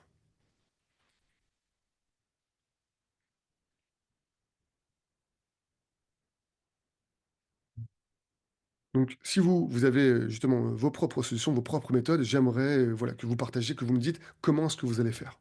Si vous n'avez pas justement de solution là tout de suite, et ben moi j'ai une proposition à vous faire. Une proposition justement inspirée par les neurosciences, par tout ce que j'ai pu justement, apprendre moi-même, tester moi-même, expérimenter moi-même. Rappelez-vous ce que je vous disais au départ, tout à l'heure, on ne peut pas retirer une habitude si on n'en met pas une autre à la place. On peut se dire: «Je veux arrêter de procrastiner, pardon». Oui, mais quoi faire à la place? On peut se dire effectivement: «Je veux arrêter, d'être focus sur ma boîte mail». Oui, mais quoi faire à la place? Et moi, je vais vous le dire. J'ai mis en place également, une formation qui s'appelle «Maîtrise totale, devenez efficace et serein au quotidien», avec une méthode que j'ai appelée la méthode GPS. La méthode GPS, pourquoi? Parce qu'elle fonctionne exactement comme un GPS. Et comment fonctionne un GPS? Le plus simplement du monde, je pense qu'aujourd'hui, la plupart d'entre nous, si on se disait: «Tiens, est-ce que je préfère prendre la route, aller à un endroit que je connais pas encore, en me débrouillant ou en suivant un GPS?» Bien sûr qu'on a envie d'un GPS. Comment ça fonctionne un GPS? Eh bien, tout simplement, on va décider, un, de là où on veut aller. 2, on va rentrer une adresse dans notre GPS. 3, on va choisir, est-ce que je prends les autoroutes? Est-ce que je prends les petites routes? Bref, on choisit, soit de payer le prix, de l'autoroute, soit de payer le prix ça sera un peu plus long. Mais c'est vous qui choisissez. Et 4, eh ben, on lance le GPS, on suit l'itinéraire que le GPS nous indique de manière visible. Et que fait le GPS quand il y a un imprévu, un aléa ou un accident ou toute autre chose? Il se réorganise en suivant nos priorités vers nos objectifs. Parce que tout simplement, l'adresse que tu rentres dans ton GPS, c'est ton objectif. Les priorités, c'est la manière dont tu configures ton GPS. Et le GPS en lui-même, je vous dis tout de suite ce que c'est. Donc l'idée, effectivement, c'est de réparer l'erreur numéro un. Être réactif, c'est bien, mais il existe des méthodes pour être proactif. C'est pour ça que l'idée, c'est effectivement d'arrêter avec le mode réactif permanent. Passer du mode urgence au mode contrôle. Avec justement le premier chapitre, la méthode, la proactivité, la méthode des plus grands leaders, eh ben, vous ne subirez plus votre travail, vous allez l'anticiper. Vous saurez avec précision comment faire de chaque action un choix et pas une réaction. Pourquoi est-ce qu'en général vous êtes bloqué? Parce qu'effectivement, la plupart d'entre vous, vous pensez éteindre des incendies toute la journée. Les interruptions vont dicter votre agenda, votre planning, et vous finissez frustré à la fin de la journée parce que vous n'avez pas fait tout ce que vous avez prévu. Donc dans ce chapitre, je vous expliquerai comment justement, avec une méthode simple pour devenir proactif, on peut justement ne plus subir ni ses mails, ni ses collègues, ni les urgences qui nous parasitent en permanence. La deuxième erreur qui est justement de travailler avec des objectifs flous ou alors de ne pas avoir l'impression d'avoir totalement compris ses objectifs, eh ben, il existe exactement la même chose. Des méthodes qui permettent de faire en sorte que chaque objectif soit aussi clair que l'adresse que l'on rentre dans un GPS. Dans un GPS, on ne rentre pas juste le nom de la ville. On rentre la ville, le nom de la rue et le numéro. Ce qui nous permet d'arriver pile poil au bon endroit. Et bien, justement, avec les méthodes de cette formation, vous aurez des objectifs clairs qui vont vous permettre justement de gagner en clarté et en impact. L'idée, c'est de faire en sorte que chacune des demandes floues ou même qui ne sont pas certaines, vous pouvez les transformer en quelque chose dont vous serez sûr et certain. Chaque action aura un but précis et mesurable. Donc, pourquoi est-ce que la plupart d'entre vous, vous êtes bloqués? Tout simplement parce que souvent, vous travaillez sans vrai cap. Vos objectifs sont parfois vagues, ce qui génère souvent de la confusion, de la dispersion. Et en général, on avance sans jamais être sûr qu'à la fin, on ait atteint notre objectif en suivant nos priorités. Ici, vous aurez des résultats concrets, une méthode simple pour transformer toute demande floue en un objectif clair. Que ce soit pour vous ou pour les personnes de vos équipes qui travaillent avec vous. Plus de clarté égale en général plus de focus et plus d'efficacité et moins de stress. Comme nous disait Céline tout à l'heure, effectivement, certains connaissent les objectifs, mais n'arrivent pas à être focus et à être efficaces sur ces objectifs, parce qu'ils n'ont pas les bonnes méthodes. Ensuite, l'erreur numéro 3, celle d'avoir des priorités floues. L'idée, c'est qu'effectivement, la plupart des gens, quand je les interroge et que je leur pose la question, quelles sont les 5 priorités de ta fonction? Eh bien, ils sont incapables de me répondre. 80 à 90% des personnes savent que prioriser, c'est essentiel, mais n'ont aucune méthode, aucune technique pour pouvoir apprendre à prioriser, quelle que soit leur fonction. D'accord? Donc j'ai mis en place effectivement un programme priorité, comment prioriser même dans l'urgence. Et là, vous saurez que même si tout est urgent en permanence, vous saurez faire le tri. Vous saurez distinguer l'important et l'urgent. Vous saurez vous concentrer et concentrer votre énergie sur des résultats concrets, sur des objectifs précis. Donc pourquoi est-ce que vous êtes bloqué en général à ce niveau-là? C'est qu'en général, vous jonglez entre 1000 tâches sans savoir lesquelles vous allez traiter en premier. En général, la plupart des gens confondent efficacité, qui est le fait d'atteindre ses objectifs, et productivité, qui est le fait de faire beaucoup. Et parfois, on fait beaucoup, beaucoup, beaucoup, sans aller vers ses objectifs. Et donc, du coup, à chaque nouvelle urgence, on est bouleversé, ça modifie notre organisation, on râle, mais on recommence parce qu'on ne sait pas faire autrement. L'idée, c'est qu'à la fin de ce chapitre, vous aurez une méthode simple pour prioriser, même sous la pression. À la fin, vos priorités seront claires et vous pourrez même les faire valider par votre manager parce que je suis sûr et certain qu'il vous dira oui, effectivement, c'est ça les priorités de ta fonction. Et vous ferez partie des 5% des gens qui sont capables de citer toutes les priorités de leur fonction et de s'organiser en fonction de ces priorités. Enfin, l'erreur numéro 4, c'est justement le focus sur la boîte mail. Et effectivement, quand je pose la question, mais qu'est-ce qu'on fait à la place de mettre le focus sur sa boîte mail? Beaucoup hésitent. Et la vraie solution, ce qui est vraiment quelque chose qui change la donne, c'est de mettre le focus sur son planning. Le fait de pouvoir avoir une planification claire, simple, efficace, aussi limpide qu'un GPS qui vous indique la route, tout en sachant se réorganiser en fonction des imprévus, sans passer du temps à planifier pendant des heures, mais tout simplement avec deux, trois tips qui permettent de faire en sorte qu'on peut transformer n'importe quel calendrier en la to-do list la plus performante qu'il existe au monde, puisque le calendrier, c'est le seul moyen de mesurer votre charge de travail, de le comparer à votre temps disponible et de savoir si ça rentre ou pas. Donc dans ce chapitre que j'ai appelé planification, boîte mail, téléphone, reprenez le contrôle, vous saurez justement comment ne plus laisser votre boîte mail dicter vos journées. Je vous donnerai ce qu'on appelle la méthode GPS pour avoir un planning qui va structurer vos tâches avec plus de clarté et de sérénité de manière simple, efficace et ultra rapide. Donc pourquoi vous êtes bloqué en général? Tout simplement parce que vous gérez votre travail au fil des mails, au fil des appels, sans visibilité sur votre charge de travail réelle. Ce qui fait que du coup, vous êtes interrompu de manière constante, votre boîte mail est saturée et votre esprit pareil. Et comme disent certains articles, il y a un stress qui est proportionnel entre le nombre de mails qu'on a dans sa boîte mail quand on l'ouvre et le stress qu'on a au moment de l'ouverture de la boîte mail. Alors qu'il existe des techniques simples pour avoir une boîte mail vide tous les soirs. Et ça, quel que soit le poste que vous avez, quel que soit le nombre de mails que vous recevez. Donc, à la fin de ce chapitre, vous aurez une charge de travail enfin visible et maîtrisée. Il faut savoir que la charge de travail, c'est un peu particulier parce que vous avez beau dire à votre collègue, à votre dirigeant, j'ai trop de travail, tant que ça ne se voit pas, il ne vous croit pas. Tout simplement parce que c'est invisible. Et tant que c'est invisible, en fait, il faudrait vous croire sur parole. Qui vous croit réellement sur parole? En général, pas grand monde. Donc, en plus d'avoir une charge de travail visible, vous aurez un outil concret pour avoir moins d'interruptions. Votre boîte mail vide chaque soir, et donc du coup un esprit apaisé et une meilleure qualité de vie. Vous aurez également, j'ai consacré un chapitre entier sur comment gérer vos mails sans effort. Un cours que lorsque les gens le reçoivent, me disent mais pourquoi on ne nous apprend pas ça à l'école? Et en vrai, je me pose aussi cette question. Parce qu'avec les bonnes méthodes, vous aurez plus de mails qui débordent.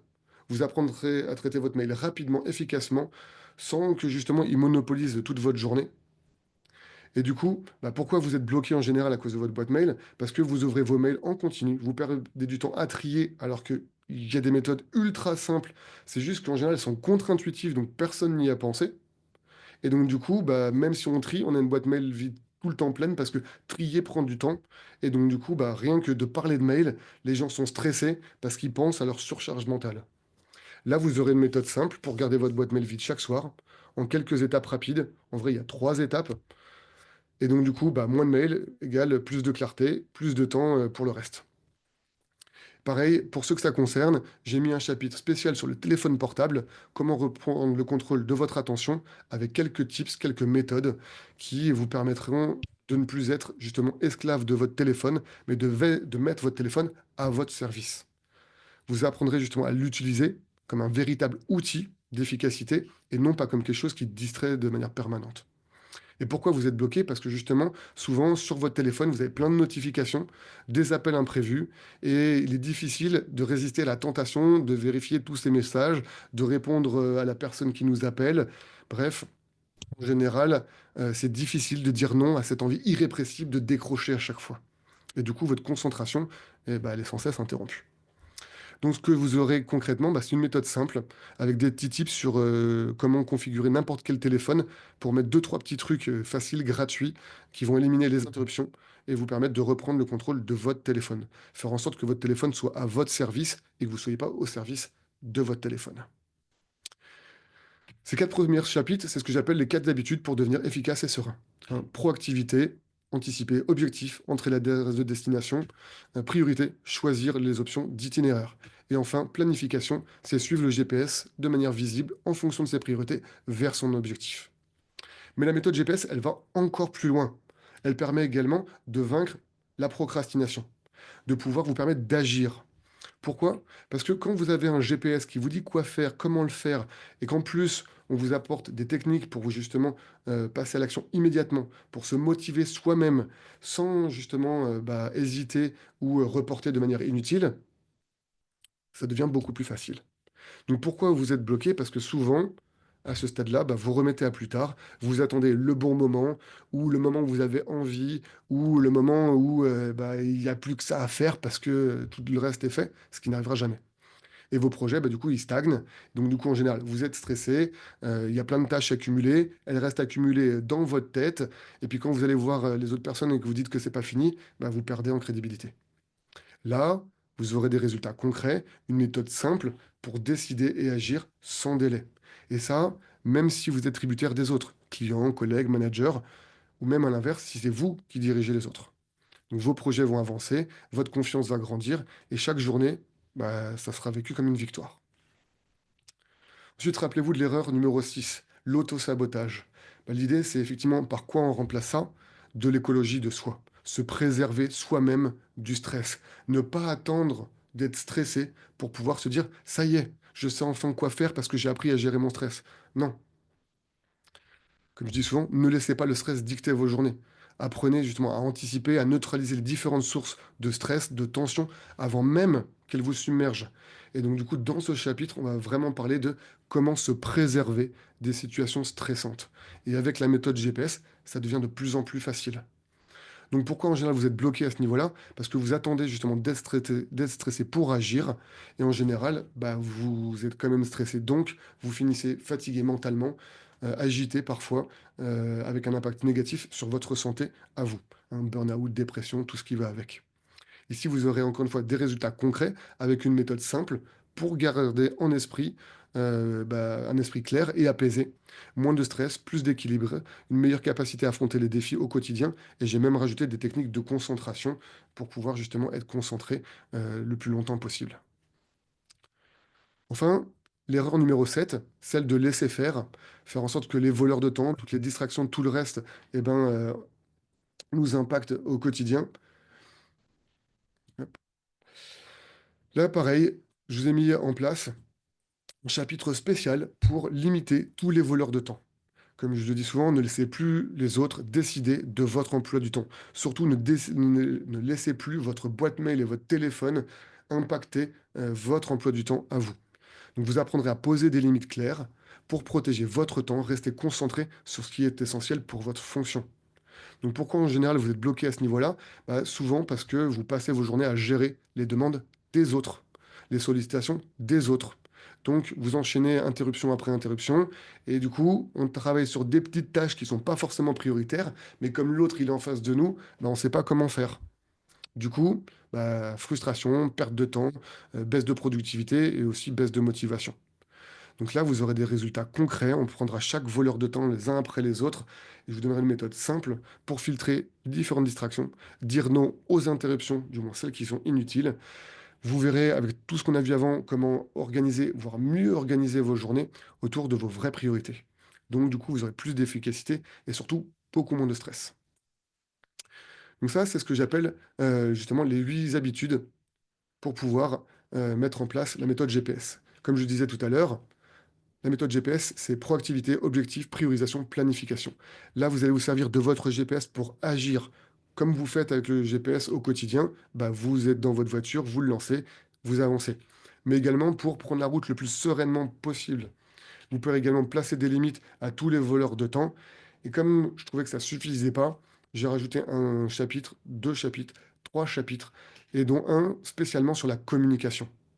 Comment communiquer et augmenter l'impact de sa communication. Comment faire lorsqu'on a un GPS pour le communiquer aux autres et faire en sorte que les autres se disent, bah oui, je vais te laisser tranquille, je vais te laisser être occupé et non dérangé. Et comme ça suffisait pas, j'ai rajouté une méthode que j'ai jamais vue ailleurs, tout simplement une technique qui permet de mémoriser et d'appliquer bah, tout ce que vous aurez vu dans la formation. Cette technique, elle va prendre allez, 5-10 minutes à mettre en place, mais après, vous aurez plus que 5 minutes pour vous rappeler de tout ce que vous aurez vu dans toute cette formation. Vous allez transformer votre apprentissage en un vrai plan d'action facile à lire, qui demande aucun effort. Parce que vous allez disposer d'un support visuel qui ressemble à celui-ci, qui va vous permettre justement d'ancrer chacune des méthodes juste en le regardant. Sans même à relire vos notes, sans même à réfléchir, sans même à apprendre, vous regardez ça et ça va vous parler quasiment immédiatement. Donc pourquoi vous êtes bloqué? Bah, c'est que souvent, les formations sont motivantes, du moins j'espère que celles que vous avez faites l'ont été, mais on oublie facilement, rapidement, des choses qui sont parfois essentielles. Et pour pallier à ce problème, parce que moi-même je l'ai rencontré dans d'autres formations, hein, je me forme de manière permanente, en continu, eh ben, j'ai mis en place cette technique avec plusieurs méthodes qui nous viennent des champions du monde de lecture rapide, du sketchnoting, du visual thinking, pour avoir une méthode bah, applicable dans un contexte professionnel et que tout le monde peut disposer très simplement. Ensuite, effectivement, je vous ai mis un point sur la communication, ce que je vous disais tout à l'heure. L'idée, effectivement, c'est de faire passer vos messages avec clarté et avec l'impact nécessaire pour qu'ils soient entendus. Donc, vous allez pouvoir exprimer efficacement quelles sont vos limites, quelles sont vos contraintes et pourquoi l'autre a un avantage à les respecter. Donc, pourquoi vous êtes bloqué en général à ce niveau-là? C'est que souvent, vos messages, ce que vous essayez de dire, est mal interprété. Et souvent, les gens ont une bonne volonté, mais le message ne passe pas tel que vous voulez. Donc, les échanges en général s'éternisent. Dire non bah, nous met de plus en plus mal à l'aise, donc on le dit de moins en moins souvent. Donc, du coup, on dit de plus en plus souvent oui, et on retourne sur ce qu'on a vu au début. Bah, si on dit oui à tout le monde, trop d'interruptions, travail dans l'urgence, et ça redevient permanent. Donc à la fin de ce chapitre, vous aurez une communication fluide, percutante, vous saurez être compris rapidement, en un instant, et reproduire justement, euh, réduire les échanges inutiles. Effectivement, Céline, j'ai testé également la CNV. La CNV, c'est compliqué. Ça demande à réfléchir, à savoir ce que l'on a dit, à savoir ce que l'on a fait, à pouvoir le retranscrire de la bonne manière. Là, vous verrez que je vous explique des principes, avant même de vous expliquer les méthodes, pour faire en sorte que bah, ça devienne facile, simple. Et j'ai repris des cas concrets que j'ai eu moi-même en formation ou dans le cas professionnel. Et je me suis dit, bah, effectivement, à l'époque, je ne savais pas quoi répondre. Et bah, là, je vous donne des phrases toutes faites que vous pouvez remodifier, retransformer pour apprendre à justement placer des limites, à dire non, tout en ayant l'impression, tout en ayant, c'est même pas une impression, tout en faisant, bah, en étant à l'écoute, en étant assertif et tourné vers l'autre. Et enfin, bien sûr, il y a un dernier chapitre de conclusion qui vous permettra de faire le point sur tout ce qu'on a vu. L'objectif, effectivement, pour moi, est de faire en sorte que vous ressortez avec des priorités claires, une organisation simple, 80% d'interruptions en moins, une boîte mail vide chaque soir, moins de stress et plus de sérénité, avec du coup un vrai contrôle sur votre temps et pas des théories telles qu'on peut l'apprendre dans certains endroits. Et du coup, ça aura un impact direct avec une vie équilibrée. Euh, et donc, du coup, voilà, l'idée, c'est qu'à la fin, mon défi final, vous appliquez toutes les stratégies que je vous propose. C'est pour ça qu'il y aura quelques défis qui vous seront proposés, hein. Le défi proactif 30 jours, comment mettre en place de la proactivité sur les 30 jours avec des rendez-vous avec vous-même pour pouvoir mettre en place tout ça. OK? Donc, vous aurez une solution à chacune des erreurs fatales des personnes débordées. Donc maintenant, la question que je vous pose, c'est est-ce que vous pensez qu'avec ce que je vous ai annoncé, proposé, vous pensez que ça peut marcher pour vous?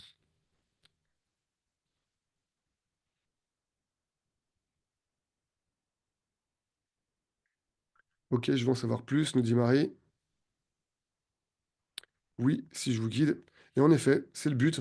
L'idée vraiment, c'est de vous partager des méthodes, des techniques que je vous partagerai aussi facilement, simplement que là, si on était ensemble et que j'avais à vous les partager.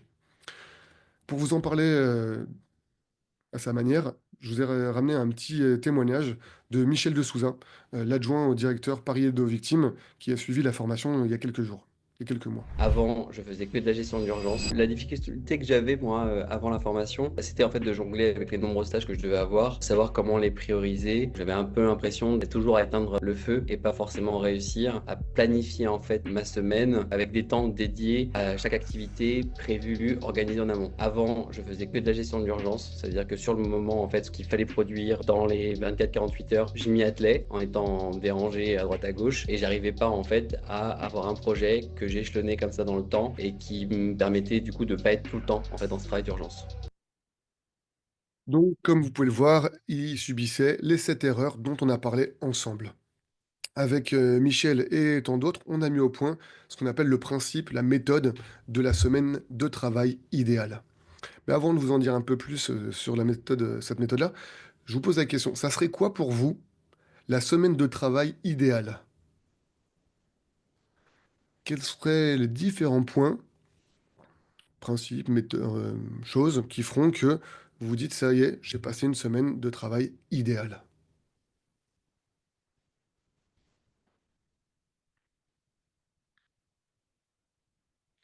Tout est prévu, pas d'imprévu. C'est quasiment ça, effectivement. J'ai posé encore une fois cette question à toutes les personnes que j'ai formées, ainsi que de nombreuses personnes sur les réseaux sociaux et à travers divers questionnaires. Avoir une équipe zen, motivée et pas de rebondissement. Alors, pas de rebondissement, je ne sais pas si c'est totalement possible, mais on peut être dans ce sens-là. Pour avoir posé cette question voilà, à de nombreuses personnes, je vous ai mis ici quelles sont les réponses ou la réponse la plus courante. La semaine de travail idéale, pour la plupart des gens, ça serait la semaine avec laquelle tout ce qui est prévu est fait, où les imprévus sont gérés, et également sans faire une seule heure supplémentaire. Et comment est-ce qu'on fait pour avoir concrètement cette semaine? Comme je dis souvent, la semaine idéale, il n'y a que ceux qui jouent qui gagnent. Ceux qui arrivent justement à la mettre en place avec justement la méthode GPS, ce que je vous propose, en général, y arrivent sous 2 à 3 semaines. Je vous dis maintenant, je vous repasse un petit extrait de ce que me disait Michel de Souza, cette fois après avoir suivi la formation, après avoir mis en place la semaine de travail idéale.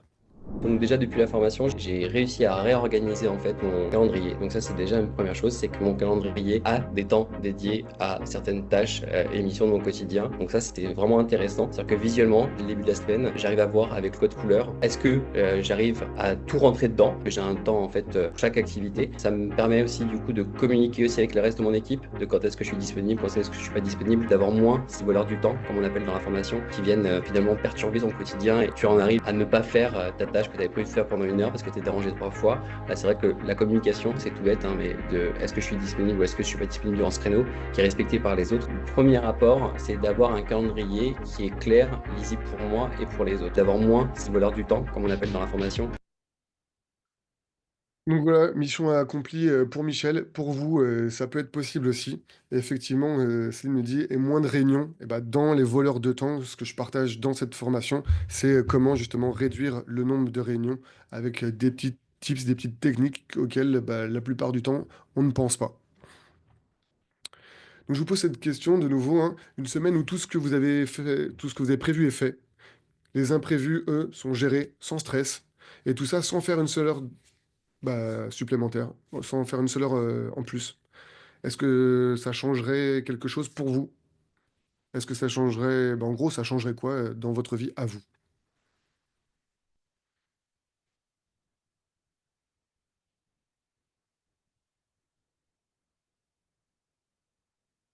Plus d'apaisé, plus de sérénité, avoir une vie personnelle, de la fierté.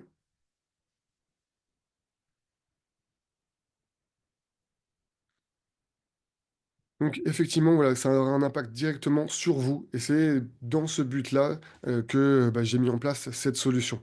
Rappelez-vous tout ce qu'il y a dans cette formation, hein, la proactivité, les objectifs, la priorité, planification, boîte mail, téléphone, passer à l'action, se préserver du stress, placer des limites, la stratégie IKEA pour retenir la formation en moins de 15 minutes avec un support qu'on va pouvoir emmener partout, communiquer et voilà, un plan d'action pour passer à l'action. Donc l'idée, c'est qu'effectivement, cette formation, quand je la fais en présentiel, c'est quelque chose qui dure, en général, 2 voire 3 jours et quand elle est sur 3 jours et ben, je la vends 2 100 € et je sais qu'effectivement, c'est pas quelque chose de, bah, d'accessible à tout le monde. Donc si, je suis ici, c'est pour vous apporter quelque chose de différent de ce que je fais d'habitude, de vous apporter, bah, une opportunité qui va rester unique.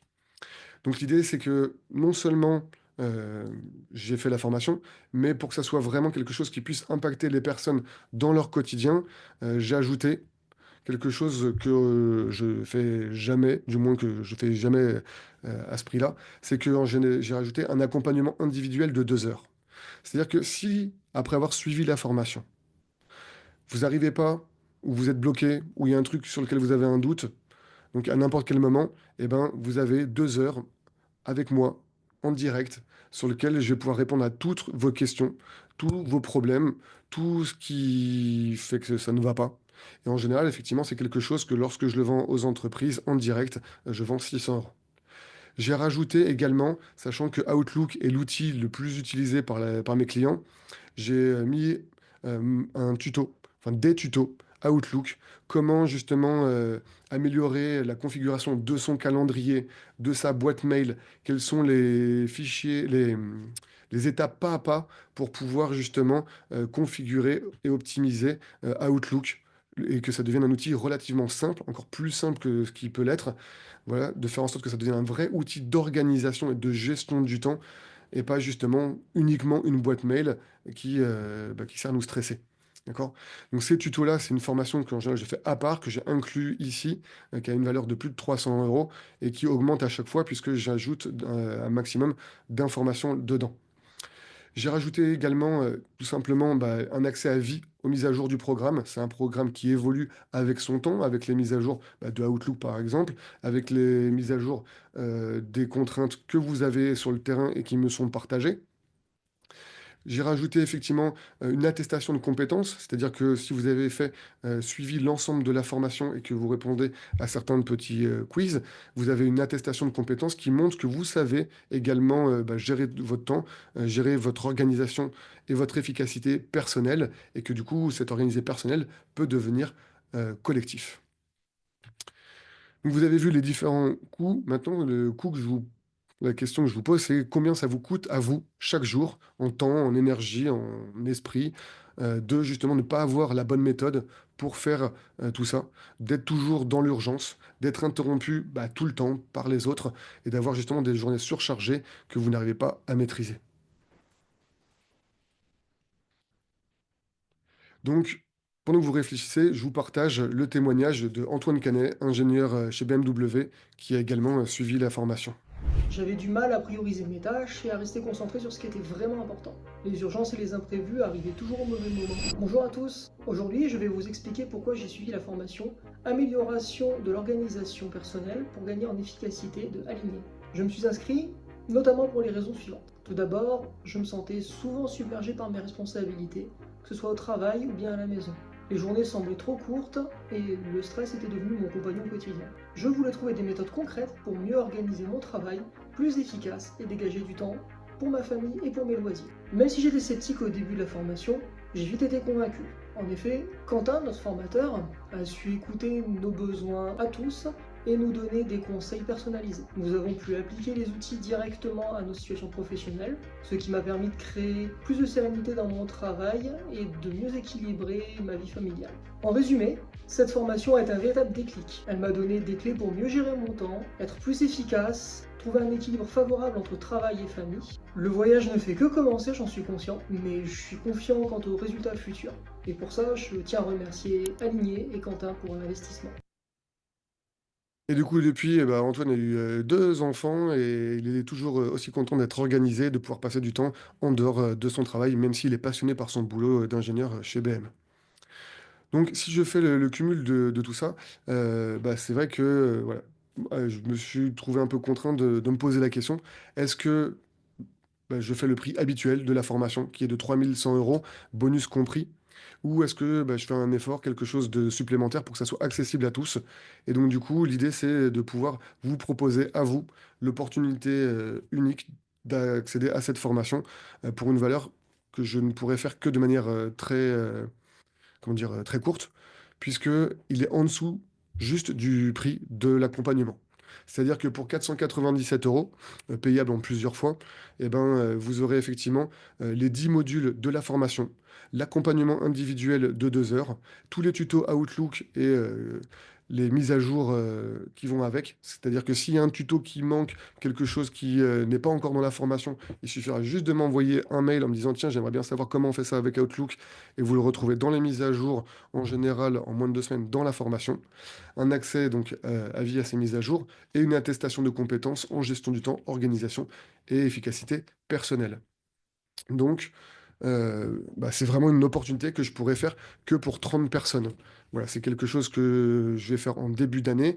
Dès que les 30 premières personnes auront été atteintes, sachez que je ne pourrai pas continuer, puisque à ce prix-là, mon planning va vite être plein avec les accompagnements individuels et je ne pourrai pas accueillir tout le monde. Voilà, je pense que vous pouvez comprendre. Si jamais vous avez le moindre doute, déjà, vous pouvez me poser toutes vos questions maintenant, que ce soit dans le chat ou en prenant le micro. Je vous mets également en lien hop, dans le chat pour faire tout simplement un petit questionnaire qui va permettre de savoir comment est-ce que vous gérez vos objectifs, comment est-ce que vous gérez vos priorités, comment est-ce que vous gérez votre boîte mail, Outlook et tout ça. Et du coup, à la fin, en fonction des réponses, vous saurez si effectivement vous faites partie des personnes organisées, efficaces ou pas, et si effectivement vous avez besoin d'aller plus loin dans ce sujet. Et pour que la formation, voilà, vous soit le plus bénéfique possible, j'ai également rajouté une garantie satisfaire ou rembourser dans les 14 jours. C'est-à-dire que si vous prenez la formation, que la formation ne vous plaît pas ou que vous ne trouvez pas ce que vous voulez, vous avez 14 jours pour demander tout simplement à être remboursé. Il suffit juste d'envoyer un mail qui est dans le lien dans la formation en disant, voilà, je ne suis pas satisfait, la formation ne me convient pas, il n'y a pas ce que je veux. Bref, on vous rembourse immédiatement.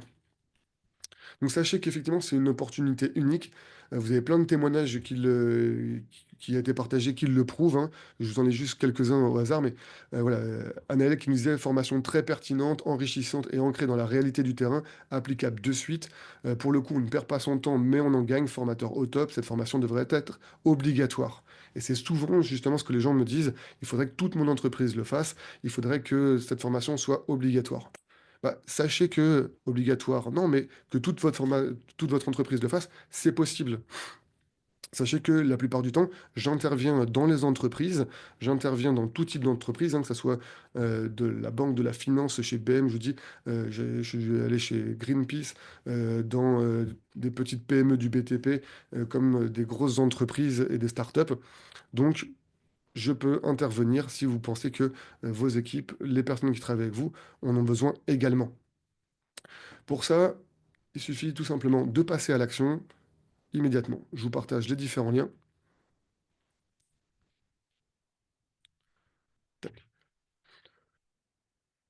Le premier lien vous permet justement de passer à l'action, d'aller sur la page directement pour commander la formation. Vous verrez qu'il y a des facilités de paiement qui vous permettent d'accéder à cette formation unique, du moins qu'il l'est pour l'instant, et ça en fonction de votre possibilité à vous.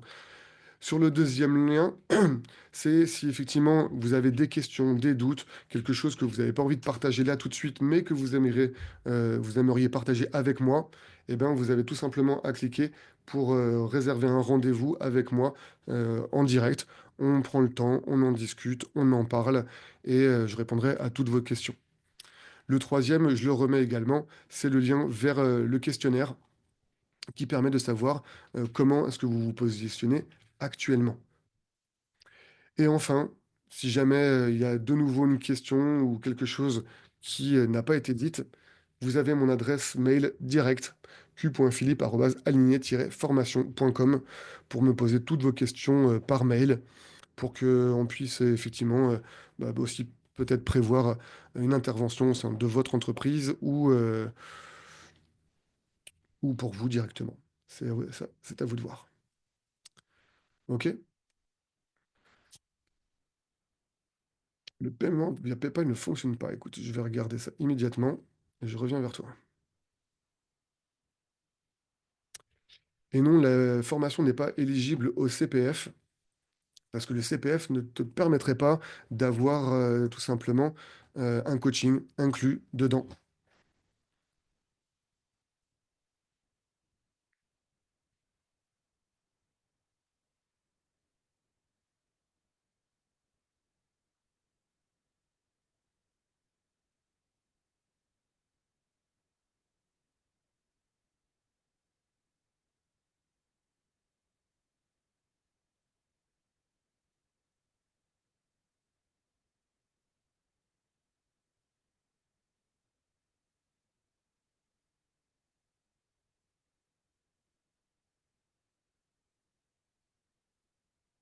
Ok, ça marche. Eh ben, écoute, félicitations à toi, Céline, pour être passée à l'action directement. Sache que également, tu peux, même si tu le désires, hein, prendre rendez-vous avec moi si besoin, garder mes coordonnées pour m'envoyer un mail. Et écoute, je te souhaite d'être la plus proactive possible.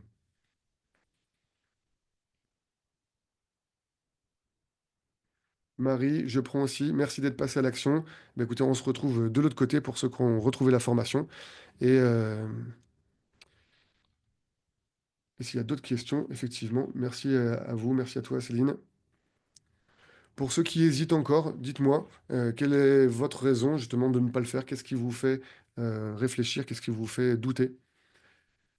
Merci Charlotte pour ta participation. Merci d'avoir été présent.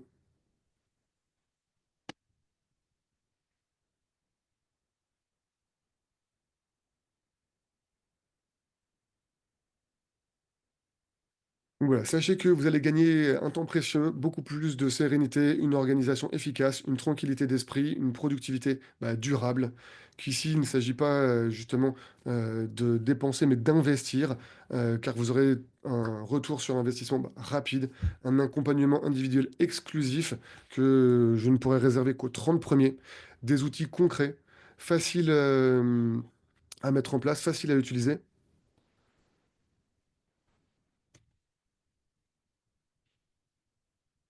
Ok, merci Charlotte. Garde la formation, garde également mes coordonnées et si besoin, tu peux m'envoyer un petit mail pour que moi je reprenne contact avec toi directement dans 3 mois. Merci beaucoup. Donc voilà, je continue un accès à vie, une attestation de compétences reconnues et du coup, l'idée c'est de comparer cela au coût réel de l'inaction, le fait de ne rien faire. Sachez que cette formation permet une transformation rapide et concrète. Vous allez investir dans votre temps, votre sérénité, la maîtrise totale de votre journée. Et un petit mot, le petit mot d'Audrey Martinez, assistante de direction chez Arkema, pour finir. Aujourd'hui, je réalise à quel point c'est important d'être proactif. Cette formation m'a été recommandée par mon employeur. J'y suis allée sans grande conviction ni grandes attentes parce que je suis quelqu'un qui suis assez créatif. J'avais pas très envie qu'on me dise comment il fallait que je sois organisée et je ne voyais pas trop l'intérêt. Et au fur et à mesure que Quentin nous a fait part de ses expériences, de ses connaissances, j'ai été assez surprise et je me suis prêtée au jeu. Aujourd'hui, je réalise à quel point c'est important d'être proactif dans sa vie du quotidien et dans sa vie professionnelle. Tous les outils que Quentin nous a transmis, j'ai facilement pu les mettre en œuvre assez rapidement. Et alors aujourd'hui, je suis ravie de pouvoir être une proactive et je vous recommande fortement cette formation. Vraiment, sincèrement, il faut y aller. Donc voilà, merci à tous d'être venus. C'était un plaisir d'animer cette masterclass.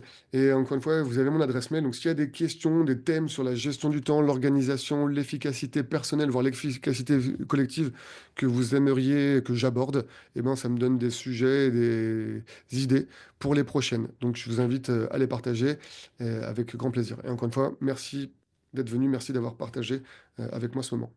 À bientôt.